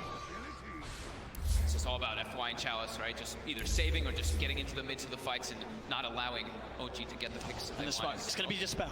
Let's get dispelled. But He's in the trees, they're on the high ground, they've got the vision with the Shiva's covered, Ana's on his way over, they've got the snowball down, there's the Catapult. Seb jumps in, he's able to find the call onto Challenge, but Challenge already got the BKB out, the Sunstride's going to be down onto FY, but FY will survive. Seb pots the BKB, he'll try and stand his ground, but Seb, he's going to go down, no buyback on the axe, as Jerax as well, surrounded by PSG LGD, the Eon Disc will proc, but they'll fight through it. he has to buy back immediately. Look at these creep track by these Force Spirits. On the bottom room, they have no creeps in the mid lane. Sienna still holding on to that buyback on Jerax. But as Ben said, the creeps aren't here. It's backdoor. Can they breach through it? It's not looking like it right now. Maybe everyone hitting the same one. That creep cutting, is it enough to hold OG in the game? You see No-Tail's already running to just, he doesn't care. He's going to throw his life for this. He needs to just keep these creeps out of the base to keep that back door up. He doesn't care if he dies. Which he certainly will, as they get upon him. They find his life. 1 minute now without No-Tail and without Seb. Topson, Anna, and Jerax. The only 3 heroes that can offer their defense during this final minute, this final stand. Jerax is really trying to hold on to his buyback. As Chalice split, of course, up once again. They're finishing off this second set of racks. He's got the Cyclone holding Anna up in the skies. As this Rax on the top lane will fall, the melee Rax gone. PSG LGD playing this carefully. As they'll go down towards the bottom as well. Arme, doppelgangers, he's losing a fair bit of mana into the PL. Still able to shift back into that Morphling if needs be. As OG, they will lose that top Rax, but they won't lose the game. PSG LGD are playing it safe. They know how close they are to victory, and they will not throw it away. And they know that the Roche is probably respawning pretty soon, and it actually is up, so that is that refresher shard. They already have pretty much infinite primal splits up anyway, but they feel very confident here. They weren't able to de-ward that ward in the mid lane, so it looks like they are going for a Roche fake out. Check. Anna is on top of X-Nova. The Ghost Step's going to get a set. He's in. The call, the MP, the counter, but FY is in. He's able to get the save off in time to keep this man alive. But he's got it up. Chalice is down. Buyback from X-Nova and Chalice. FY with the Invis. Somnus looking to get involved. Pause the BKB to get over the ice roll. They get on top of Seb. Seb's in trouble. Seb's gone. The axe down once again for 90 seconds. As now FY giving them the vision, but they see him. Got the doppelganger to jump away from the snowball. The snowball over to Topson. The self-fuels. FY trying to buy time for the rest of LGD to come in. Again, up into the air. Arme straight on top of No-Tail. FY will fall. Arme looking towards No-Tail. No-Tail pops the hand and God, but No-Tail beat it down by Arme and Somnus. Chalice gets the primal split off as Anna. He's been left behind in Topson. He's got to do something incredible in terms of the combo. Can he find the angle? Jerax coming in, keeping Anna alive. Anna with a doppelganger. The deafening blast comes out onto the 2 of them. Anna trying to go in, looking for the kill. Can he find it in time onto X-Nova? He's on top of him, trying to beat him down. Anna again with the doppelganger, now retreating back towards the base. As X-Nova will survive. Jerax back in, the combo. Meatball down onto Chalice, but Chalice is so tanky. Boss the Shiva's gone. He's on top of Jerax. Jerax is gone. Anna as well. Can he really fight back against the Somnus? And X-Nova is so low. As the buyback for Jerax comes in, he's healing Anna back up. That buyback could set them up for the kill on X-Nova. The cold snap down onto the charger. They find him. Arme, he's out of mana. He's starting to shift into the strength, but he's surrounded. OG, can they find the ball? They can! OG are still in the game. Arme buys back immediately. But now it's PSG LGD's turn to be without 2 of their supports. Seb's going to be back up in 8 seconds. Oh my god, that buyback from Jerax onto that shrine, being able to save Anna, but Anna also toying with them with that doppel. He set the illusion. They thought that was the real one. They actually couldn't finish him off, even though they got the thirst vision of him for a second. With the level 25 talent on the doppelganger, it's really hard to kill him. Seb, Yeah. he's looking straight for the play. Can he find Somnus? He's hunting. Somnus, he's there, Seb. He'll see him. Oh! Doesn't get the call though, and now Seb. He'll be ruptured. They're looking at him, but Anna, he's straight in on top of Somnus. Somnus puts the BKB. Anna. Dire team ban.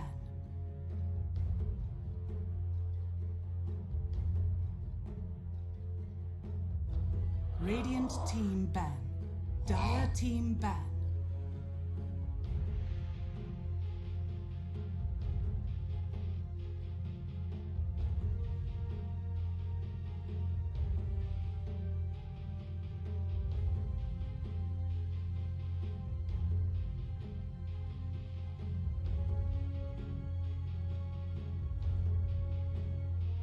Seconds remaining.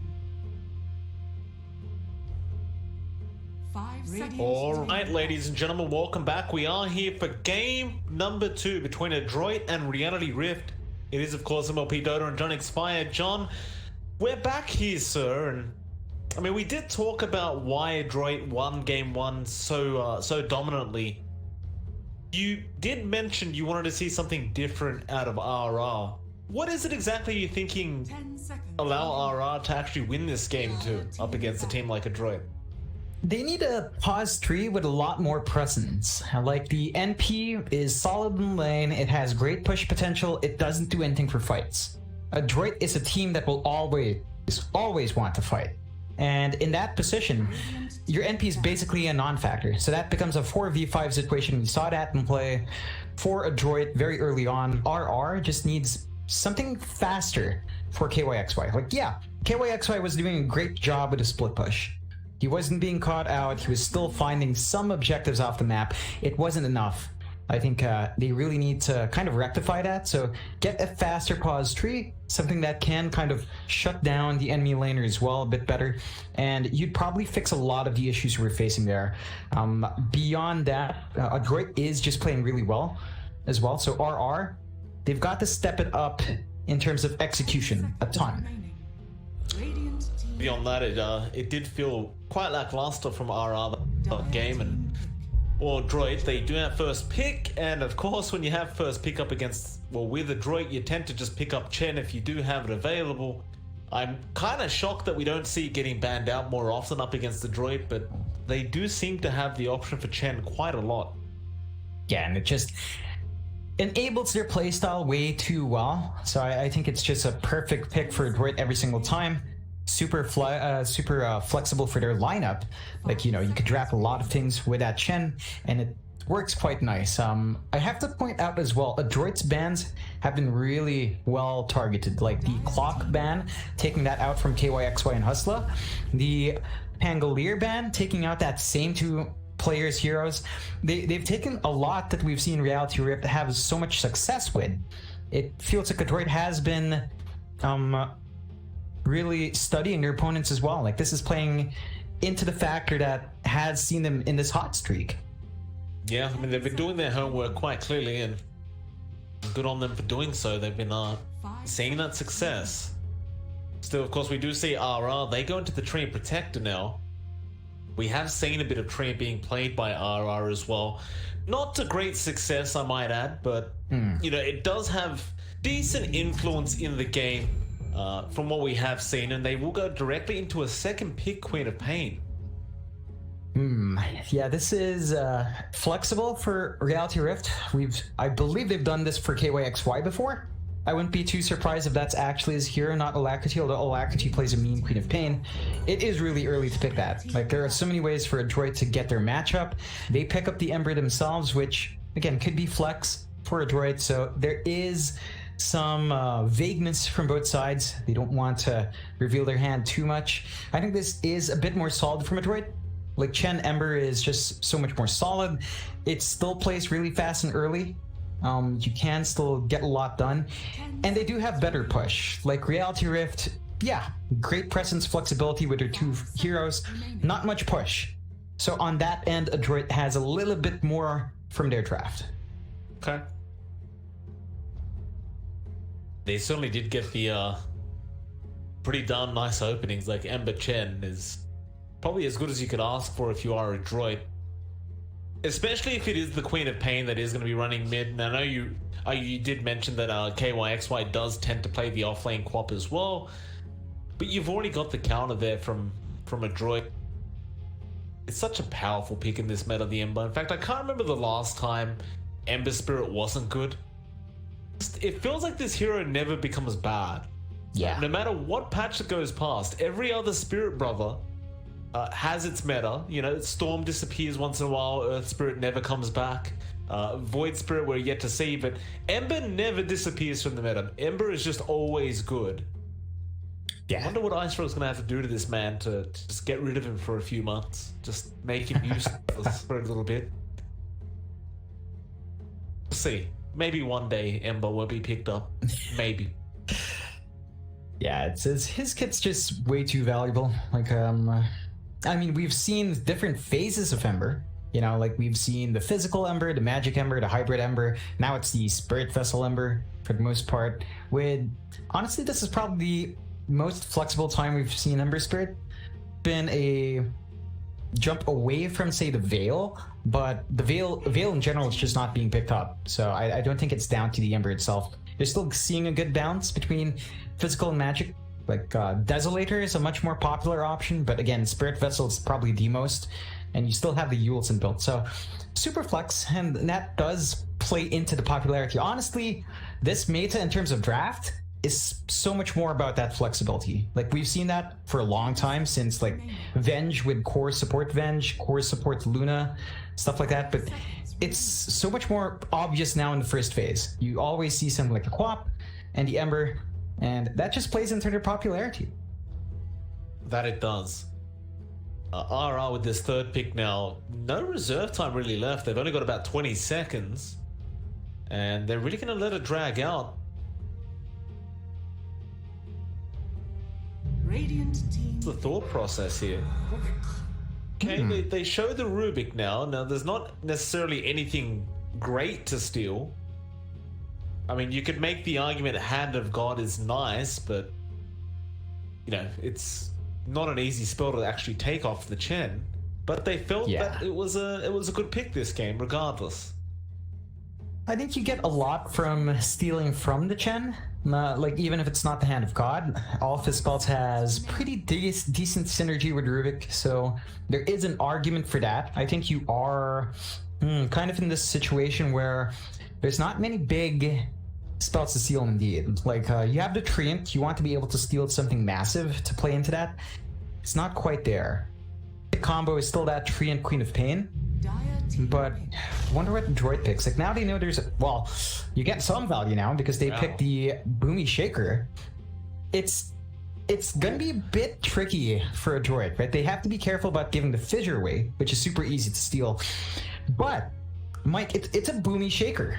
You know, that's he is amazing in that hero. You know, it's just like DJ's on the hero. Boomy's just as amazing. I really want to say every single time he's performed. But this is one thing, right? When Adroit picks a Shaker, we see them play a lot slower. That's because they wait for Boomy's blink. So that's something RR can certainly manipulate and take advantage of. They wait for Boomy to buy that blink every single time, and the response from RR is amazing. Kunkka. So now you've got something to tie in with the Treant, tie into the Queen of Pain. You have flexibility here still.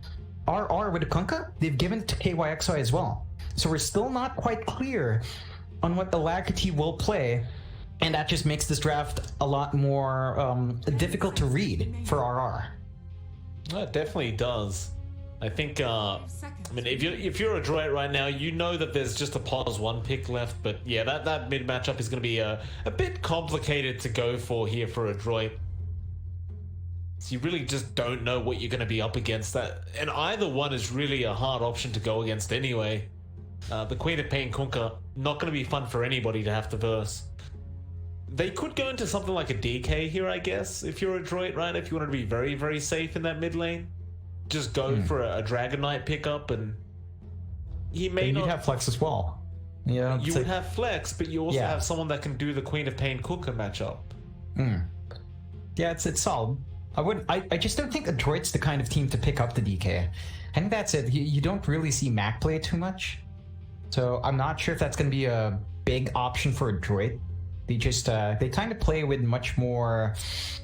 Well, aggressive is not quite the right word because DK can be aggressive, but maybe flashy is the word I'm looking for. They go for a bit more of a flashy hero for Mac. So we'll see what they do opt for. Ticking down just as much as RR now. Less than a minute left.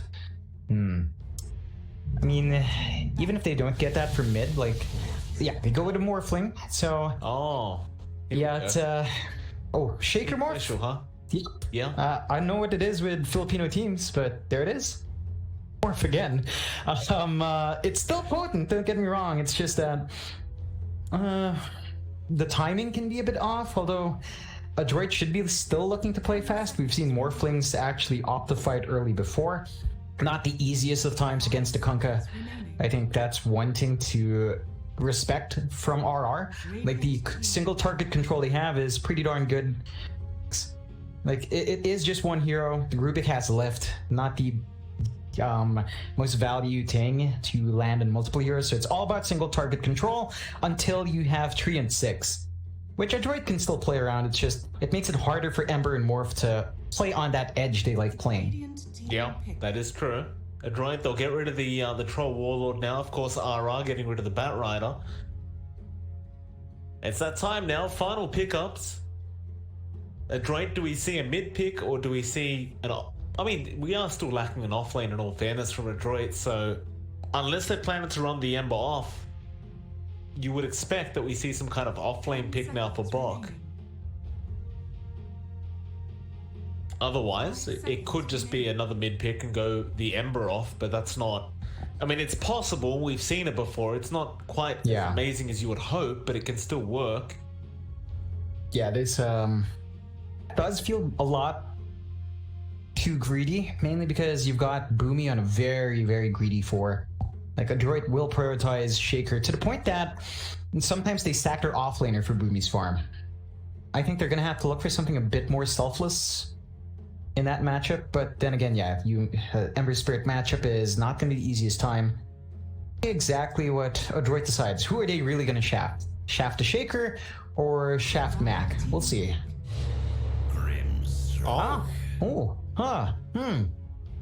So maybe offlane Chen then? It could be an offlane Chen we're seeing. Yeah. It could be an offlane Earthshaker as well. The offlane Shaker for me just feels wrong because I don't know if Adroit has ever picked that for Bok. Like it has almost always been a Boomy hero every single time they draft. I wouldn't be too surprised if they did give Bok the Chen. There is potency there, and it's the kind of pause tree that plays selflessly.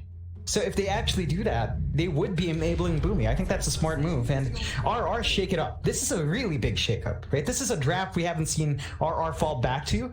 And the Void, yeah, it's a long cooldown, but it's also Chronosphere. You know, there's no counterplay to Chrono.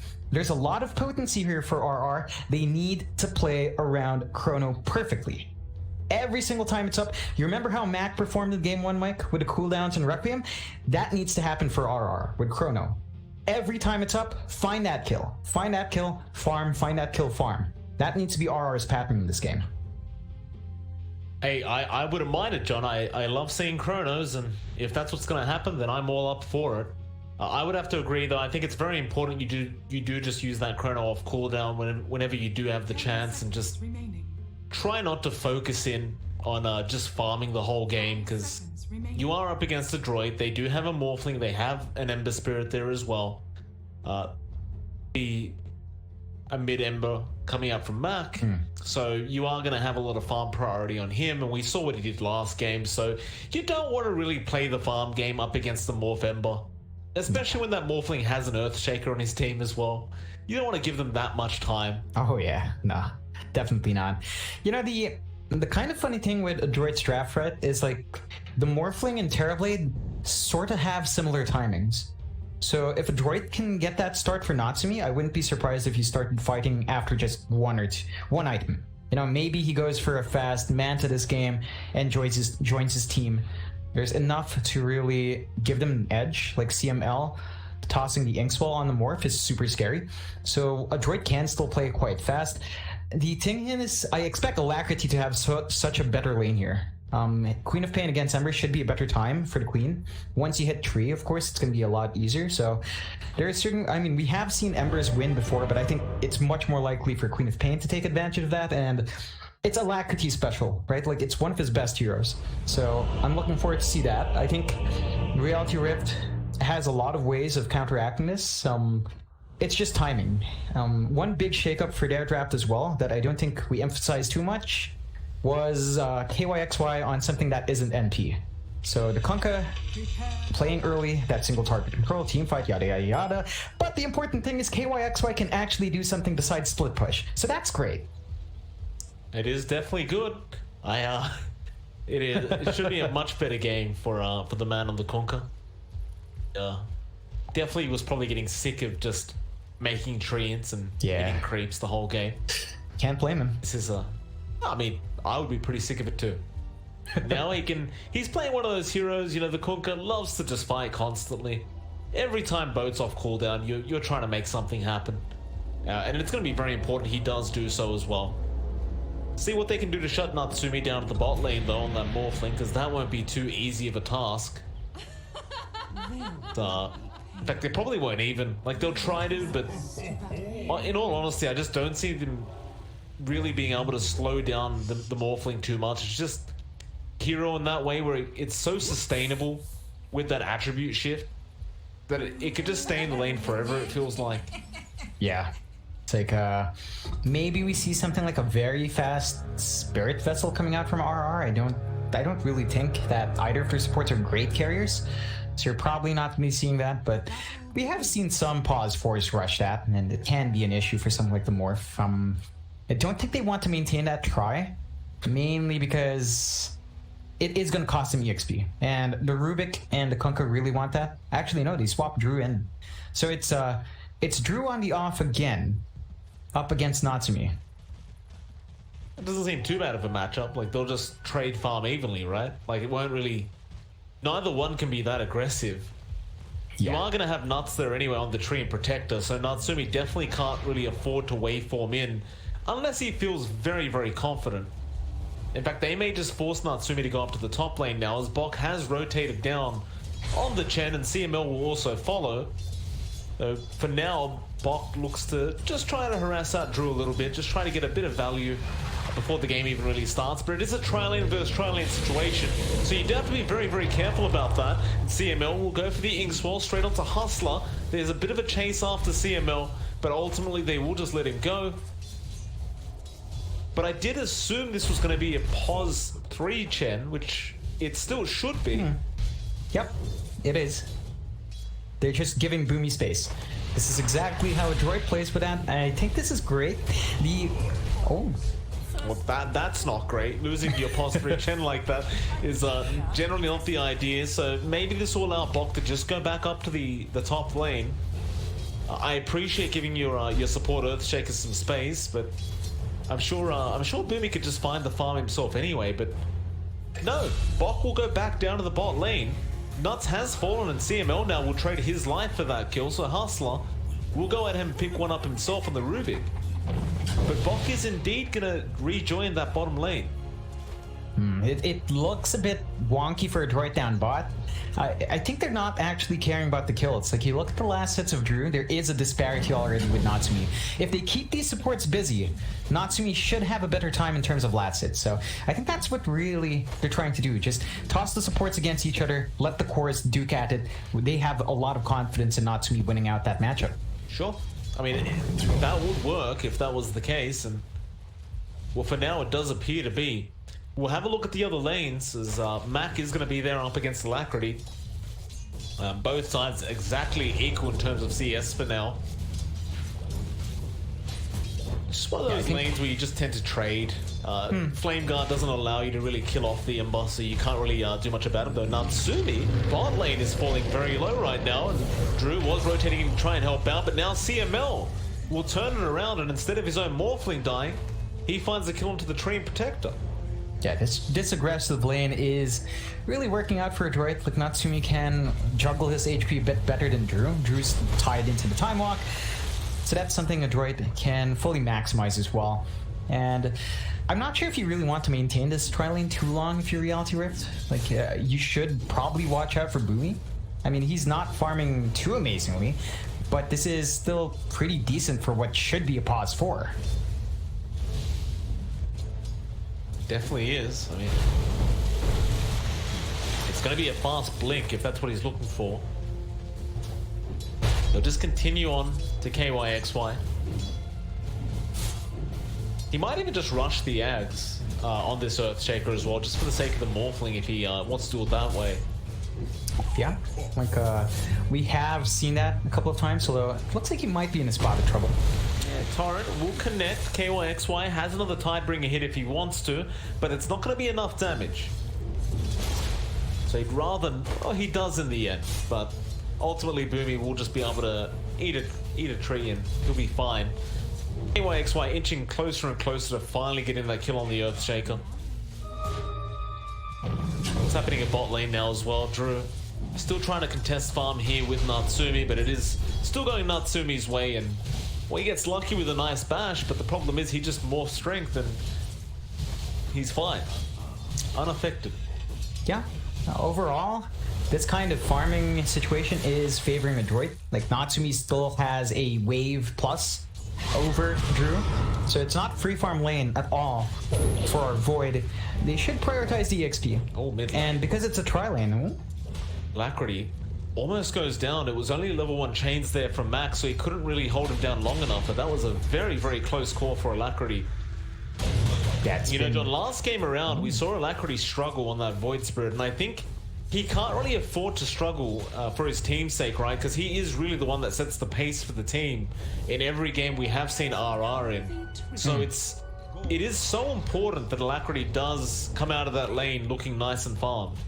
It's been a better time in this game than game 1, in my opinion. The big thing, though, is that I'm actually ready for this. If you took a peek at his laning items, he had a pack of tangos beyond the gifted tangos, so he was ready. He invested in that early regen. That is paying off now.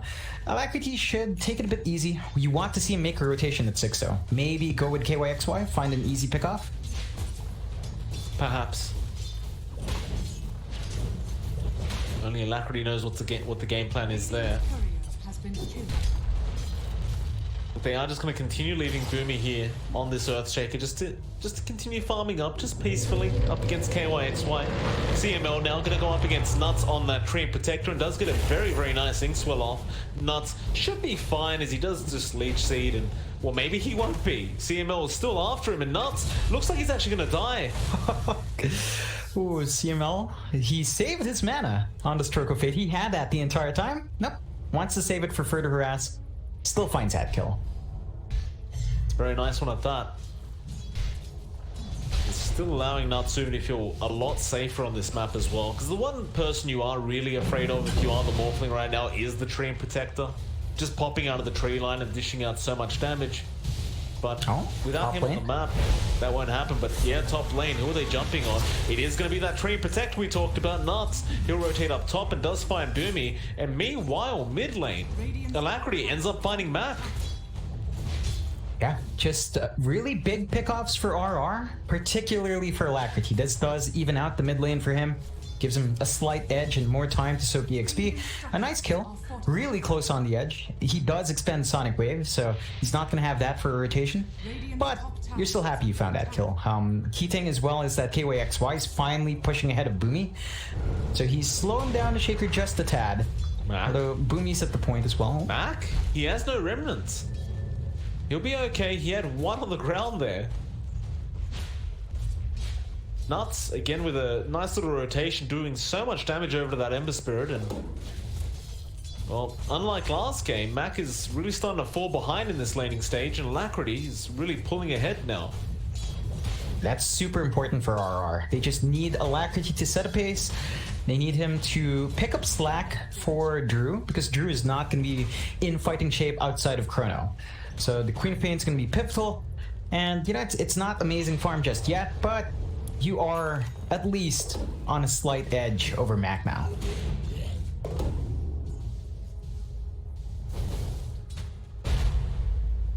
KYXY, top lane, could be in trouble on this Conker. Boomy is gonna throw a Fisher, nice block as well. KYXY doesn't have that Quelling Blade at the moment.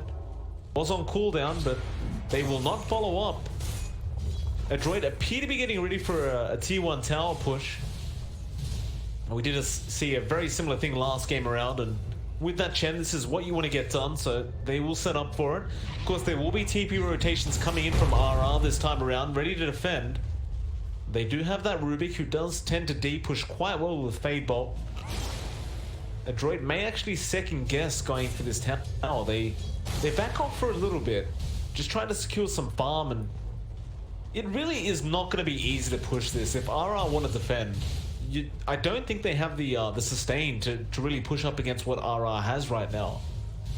No, they really don't. Not just yet. Bok needs some EXP for that to happen, and he has not been given prioritization, although it's really... Oh, Boomy just used Slam. What?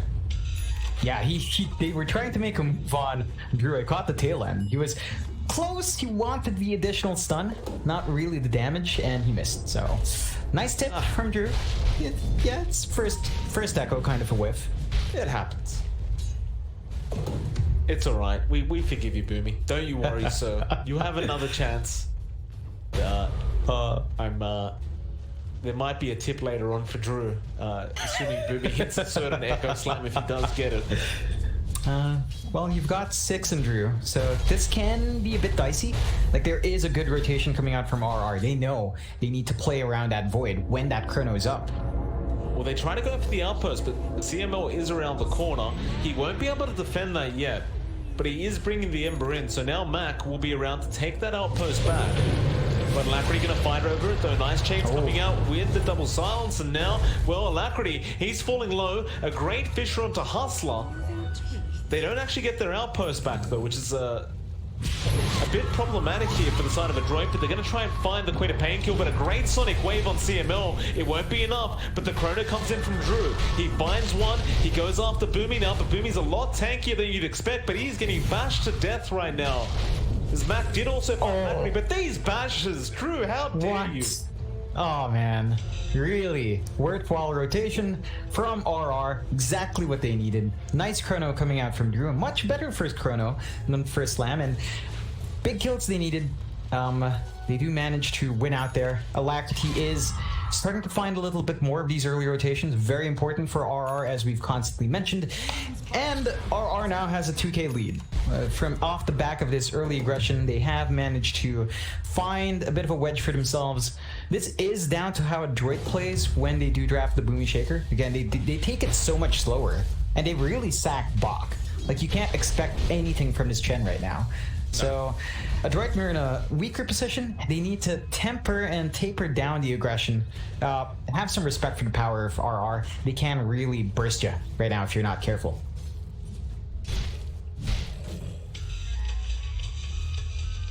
Thing is, the irony here is they might need to make a play right now. Like, Drew's got the chrono down. You've also got the Sonic Wave down as well. So if there's ever been the time for Adroit to try and make a play early on, this is it. But, well, they aren't really in too much of a position, but we will see CML and Mac. They'll smoke up together. See a TP in from KYXY now in the Kunka, but he is a tanky boy. It is probably not the target you really want to start on. So instead, they might just focus on Boomy on the Earthshaker, who is currently just hiding in the tree line. But he'll be called back up to the top lane, where Natsumi is trying to split push and just trade tier 1 towers. Nuts just going to run through the tree line, he'll be fine. And looks like Adroit, they're just going to try and happily trade. And they should be fine in doing so, as well as I don't believe... Well, I say that. They are TPing in the Rubik now. Hustler just goes straight into them with the X. Will barely survive. Oh man. He did get the Fade Bot off in time at least, so that was nice. But well, the tier 1 will still go down. They were just a bit of a cheeky play there from RR. Yeah, it's an even trade for both teams in terms of towers. RR still does have a definite edge. They should be able to play aggressive once again. Chrono is going to be back up. This is their time. Top lane, Nuts. They do finally catch him on the tree, or do they? He does run back into the tree line and does survive. Meanwhile, bot lane, CML getting caught out and does go down a Hustler. Did steal the stroke of fate. It is enough damage. Now Alacrity back up to the top lane, going after Bok. Nice stun from Bok with Boomy in the Fisher. He does have Echo, but he can't break the gap yet. Alacrity going after Natsumi. He waveformed in. Alacrity falling very low, but a great Sonic Wave, and now the X comes out. They found Alacrity, but maybe they can find the Morphling as a trade. Natsumi morphing back into the Quamp, blinking away. Drew does end up committing the Chrono for this, and they have a Spirit Vessel. KYXY will be there with the follow-up damage, but now the Fisher is there with the follow-up stuns on Drew. Can he time walk out in time? He cannot. It's such a long cooldown, but now the Soulbind down. He's still trying to run away. The time walk is almost there, but no. They will find both Drew and Hustler, and KYXY is the only man left, and these Centaurs are doing so much work. Just the constant stuns coming out from Bok, but now he's been chased down by Nuts. Will Nuts have the damage? We'll see in a minute. He does. Alacrity jumps back in now, getting CML. Now Mac trying to run away. He doesn't have any remnants available right now, so all he can do is Flame Guard, but that may not be enough. In fact, never mind Natsumi. He's respawned now. A triple kill for Mac as he tries to turn around. He does go down, but a Fisher from Boomy all the way from downtown. Still trying to run Alacrity. He will be alright. There is a lift from Hustler. What a prolonged team fight we just saw. In the end, that was 4 for 5 for Adroit. So Adroit, I guess, technically win that fight. They do find a better trade. It's just very evened out because of how many heroes had to die. And RR, they've got to be a bit careful. Like they are certainly looking stronger. There are just a lot of ways for Adroit to dance around here. And Adroit, they're reaching that scary point, Mike. Boomy is 300 gold away from that blink. After these runes, it's going to be that much closer. And the Shaker with Blink, we haven't seen the big slams yet, but we know what happens when Boomy gets that item. He is just really active. That's the point, right? We haven't seen the Blink yet. Bok ends up going down to Alacrity. We haven't seen the Blink yet, but more importantly as well, right? RR are very strong when the Chrono's up. And I think that's the one real point here is when Chrono is not up, that's the time to play for Adroit. And we haven't really seen them being able to play around that Chrono timing yet, as they have been really farming up those core items. Blink coming up from Boomy, I'm sure we will see a lot more smokes from Adroit when they know that Chrono's down to actually try and gain that advantage up against a team like RR. Yeah, it's going to be pretty darn big once they can get that surprise initiation in. They might just maybe go for it. Like, yeah, they pop the smoke. It's just Natsumi and Boomy, but they've got the slam up. They just want a simple pick-off. I mean, Drew's not just a simple pick-off. He's a very expensive pick-off, and you definitely don't want to lose Drew right now as he's just so close to picking up the full defusal, and looks like he will have enough time to pick the full defusal up now. Adroit definitely wanting to go for that surprise reveal on the Blink, and Boomy is still waiting in the smoke, just waiting for Drew to pop up, and Drew does. That's a lot of creeps there, Boomy. How could you say no? He won't. He'll jump in, gets a Fisher off, now Boomy jumps in, and they do secure the kill. Whew. Just that discipline to find that kill, and Nuts again playing in that sneaky spot. He is not quite spotted yet, but we've seen him play in that area before, although there it is. Oh, Boomy, he knows. Fool me once, shame on me. Fool me twice, it's shame on Nuts, who does go down. Now KOXY does get an X off. CML is going to be there with the soul bind. Sonic Wave almost juked out by Matt, but not quite. Hand of God was there. What a great fish of Boomy, just controlling everybody on the side of RR. And now, well, you've got to deal with Drew. Now, he does have a Chrono available, but he doesn't want to use it by himself. He does just want to get out of there, but Natsumi won't leave the poor man alone. So KYXY will be forced to X Natsumi up into a torrent. There are heroes respawning now for RR, so they can try to re-engage into this team fight. But they choose not to. They'll just let it go for now. Yeah, Adroit would have been in a pretty bad spot if they did force that fight. Like the Chrono is up and the Overgrowth is up as well, so that would have been prime time because the slam wasn't there. Morph wasn't there for Natsumi. You already expended the support skills as well, like Box, Hand of God, and the Soulbind, so none of those were available. Adroit though, I mean, even with the blink on Boomy, right, we still haven't seen much items just yet from the rest of their course. Like Natsumi's still saving up for the Manta. They've just been so active, it doesn't seem like a factor, and they've bought enough time that at least that one big item should be about 100 gold off.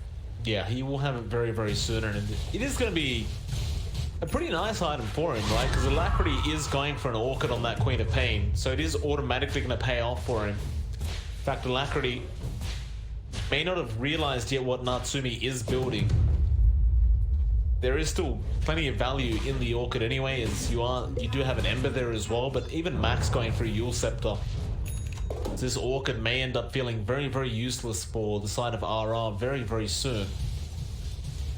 And Adroit slowly but surely getting more confident as time does go on. Appear to be trying to push the top tier 2 now.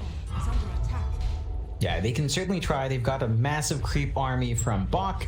It is hard when Nuts is constantly wave clearing though, so this is something RR is playing quite nicely this time. The D push is much more potent and safe. It's not as much commitment as an NP would give. It's just a support. This is still buying them some key time to farm up. Dire's top tower is under attack. That is a very, very nice army as well for Bok. Like, Radiant's bottom tower. now he gets an Alpha Wolf to top roll off. That is just going to be very, very painful to walk into. And speaking of, Nuts again has been caught out of the tree line. Natsumi on the brighter side is stuck in the trees right now. So he's going to have to wait, and Boomy does decide he can finally let him out of his prison. So Natsumi will be back onto that tier 2, but the bottom tier 2 is also being pushed out by RR. It's going to be a direct trade between the two. In fact, I say that they haven't actually found the tier 2 top tower yet, but they will eventually get it. Oh, Boomy. Oh. Went in for a Fisher. Drew does have Chrono if he wants to commit, and does. He does have 2 targets there. Does he have enough damage though? No. Echo Slam comes out. Now No. wait for Natsumi, blows him up of the target. He should find KYXY. Oh. Yeah, he does get the chains with the Spirit Vessel, and that'll mean KYXY should go down fairly fast unless he TPs away. But of course Natsumi had the Adaptive Strike to cancel that TP off. That's going to be a 3-for-1 trade, and you know, initially the Chrono looked pretty nice, but he just doesn't have any damage. No. It's not enough coming out here from Drew, and it was a good Chrono. More farm on the Void. And the important thing was Adroit, with that time, still got the slam off. It wasn't the big slam, but the control was key. The RR were way too slow to respond. The moment they do, they got soul binded up. So the support still did their job. And that is an issue for RR. They've lost their lead. Less than 1k now to the way of Adroit. Nuts getting caught out once more as well. Yeah, Nuts trying to run to the tree line again. And Boomy just really just keeping him in. Nuts does eventually come out of the trees. Will go down. There was no escape. No. This is buying time. Like, you have the blink on Hustler, so you have sacked your Treant, but your Rubik has some ways of jumping in, getting instantaneous control. Very important. Yeah. You would like a blink eventually on your Treant. I think in this case, even something like the Meteor Hammer coming out would be somewhat of a miracle. So you would want that though on the Treant, although. Matt getting X'd up. Trying to fist a bit early, but he had the Yules for the Torrent. And an immediate smoke. I believe there was a smoke popped by the side of RR. Unless I'm seeing things. Maybe I was. Nuts does have another smoke though, so... RR, of course, will probably want that Chrono before they go for another team fight, but it is up in 15 seconds. So Drew may wish to put it back on cooldown and try to get himself a pick-off or two. Yeah, certainly. The question of who can you actually go for? Yeah, there's a lot of split from Adroit on the map. You're not going to be finding that big Chrono. Oh. KYXY throws the boat very, very early before the silence came out, and now, well, he's still going to be surrounded. They are grouping up, but there's going to be no one there to really capitalize, or maybe there is. The Fisher was quite nice from Hustler. KYXY is so tanky with that boat run, but eventually it's going to wear off. Oh. Now the Chrono, but the immediate Yules coming out from Matt. That is not great news. Oh. The Echo committed as well from Boomy, and now Natsumi jumps in, and it's a cleanup crew. Hustler, he's the only man left. He's going to go down, and it's going to be a full team wipe for the side of Adroit. Just perfectly done. Oh man, like RR just cannot. There's the tip. RR just can't fight in. Like, that was probably one of the best Chronos we've seen. He just caught slept by the Yules, and that was enough. RR just, they need to really tighten up their team fights. Even if they did, there's some really big items coming out soon for Adroit. I think Natsumi actually does have his Ags flying in. So you're gonna have that stupid combination, Big Shaker. What will you do about this morph? You gotta tell Major. I don't know what you do anymore about the morphling. Natsumi is just way too far ahead, and well, we know what happens with the Aghanim Scepter Earthshaker. Natsumi, he may have to show it now, but he doesn't have morph, so he'll just match off, or try to match off the X. We'll just wait for him away in the end. With a 6k net worth lead on the side of Adroit, they are looking great. And we will see immediate smoke from RR. Now this is a smoke without Chrono. Drew will break it as well, so now the pings are flying out saying, hey, they smoked up. And yeah, RR, they're probably not going to find a thing now. That's just super iffy. And even if they did go for the commit and Natsumi, he has a double damage rate. He could actually easily turn. He has sustain with a morbid mask. It's just that was the exact wrong time to smoke. You need chrono. Maybe they were hoping to just use overgrowth, get away with that. That might have been enough. It does feel like it's not enough control. Maybe still have found something. Look, you know, it happens. Sometimes you just kind of say, you know, we got to smoke, we got to. Someone pops, and the next thing you know, you weren't ready for it. But now Drew, he is definitely not going to be ready right now. Oh, Natsumi and Boomy just jumping in. Here we go. Oh no. Woo. Somewhere across the world, or rather, somewhere in SEA, TNC are very proud of them. Like, they are very proud of what they see. Oh yeah. Oh man, this is double damage as well. You know, like. This isn't even fair. Look at that, plus 1,300 damage. Well, that seems that's good. Yeah, very balanced, Mike. Oh god. This is what we love about Dota. It's just these little things that you can come up with. Oh, I thought there's something else coming out as well. Like, look at Mac, 100 gold to his axe on the Ember. Yeah, that's all coming out. Good. Not good for RR, that is. Yikes. Yeah, it's like they need something, man. They need not an axe. Blank on Nuts would be awesome, and he's actually saved up enough that he's within reach. 700 gold.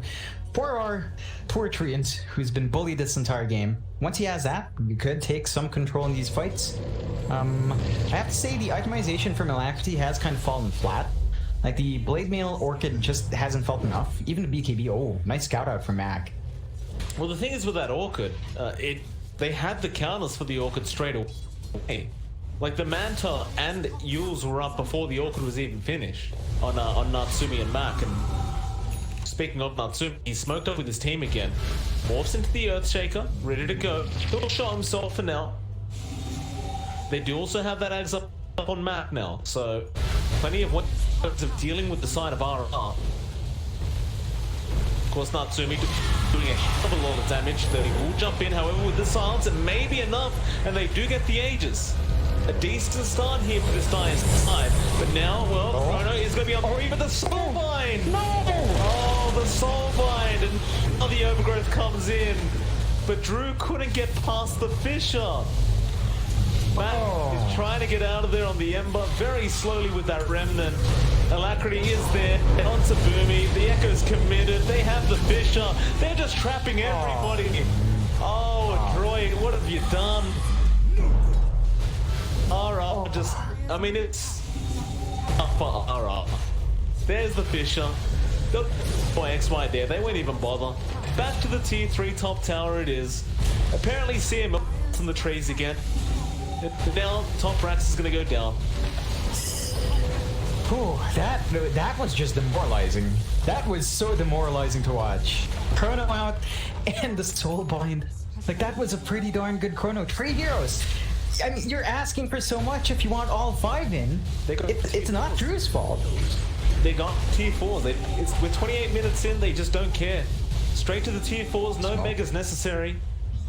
Is going to be a smoke. This could be the final ditch defense. In fact, never mind. Adroit, they'll back off. Still items to be had. Yeah. No rush. Yeah. And they've got the Ags on CML. So there's the Dark Portrait. It can come into play as well. That would be pretty nice to have. Like, we have seen that be really annoying to deal with. And you know, there was still a tier 1. I guess Adroit was not happy ending with some objectives outside the base, so they're going to be cleaning up. Dire's bottom tower is under attack. Tier 2 bot tower. Trouble, it will be glyphed, but the Adroit side will glyph their creeps as well. Now the jump in straight onto that Corkin. AYXY, he's in trouble. He can't get the boat out in time. He does have buyback, and he may need to commit it soon as they are still diving deep. But he'll hold out.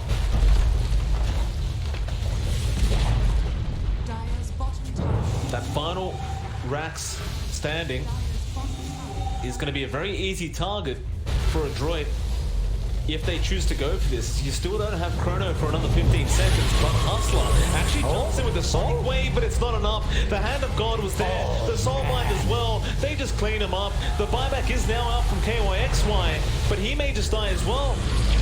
He hasn't got any teammates around. They've left him, and the GG has been called, and Adroit, turns out they were right, John. A dominant 2-0 victory. Clutch. They had some moments there. Adroit, man, they really showed up today. They've been on a massive hot streak, and with very good reason. Clean sweep tonight. RR, they still have to find a win here, Mike. And with that, John, we get to go into the post-game analysis where we also describe the Mercedes-Benz MVP.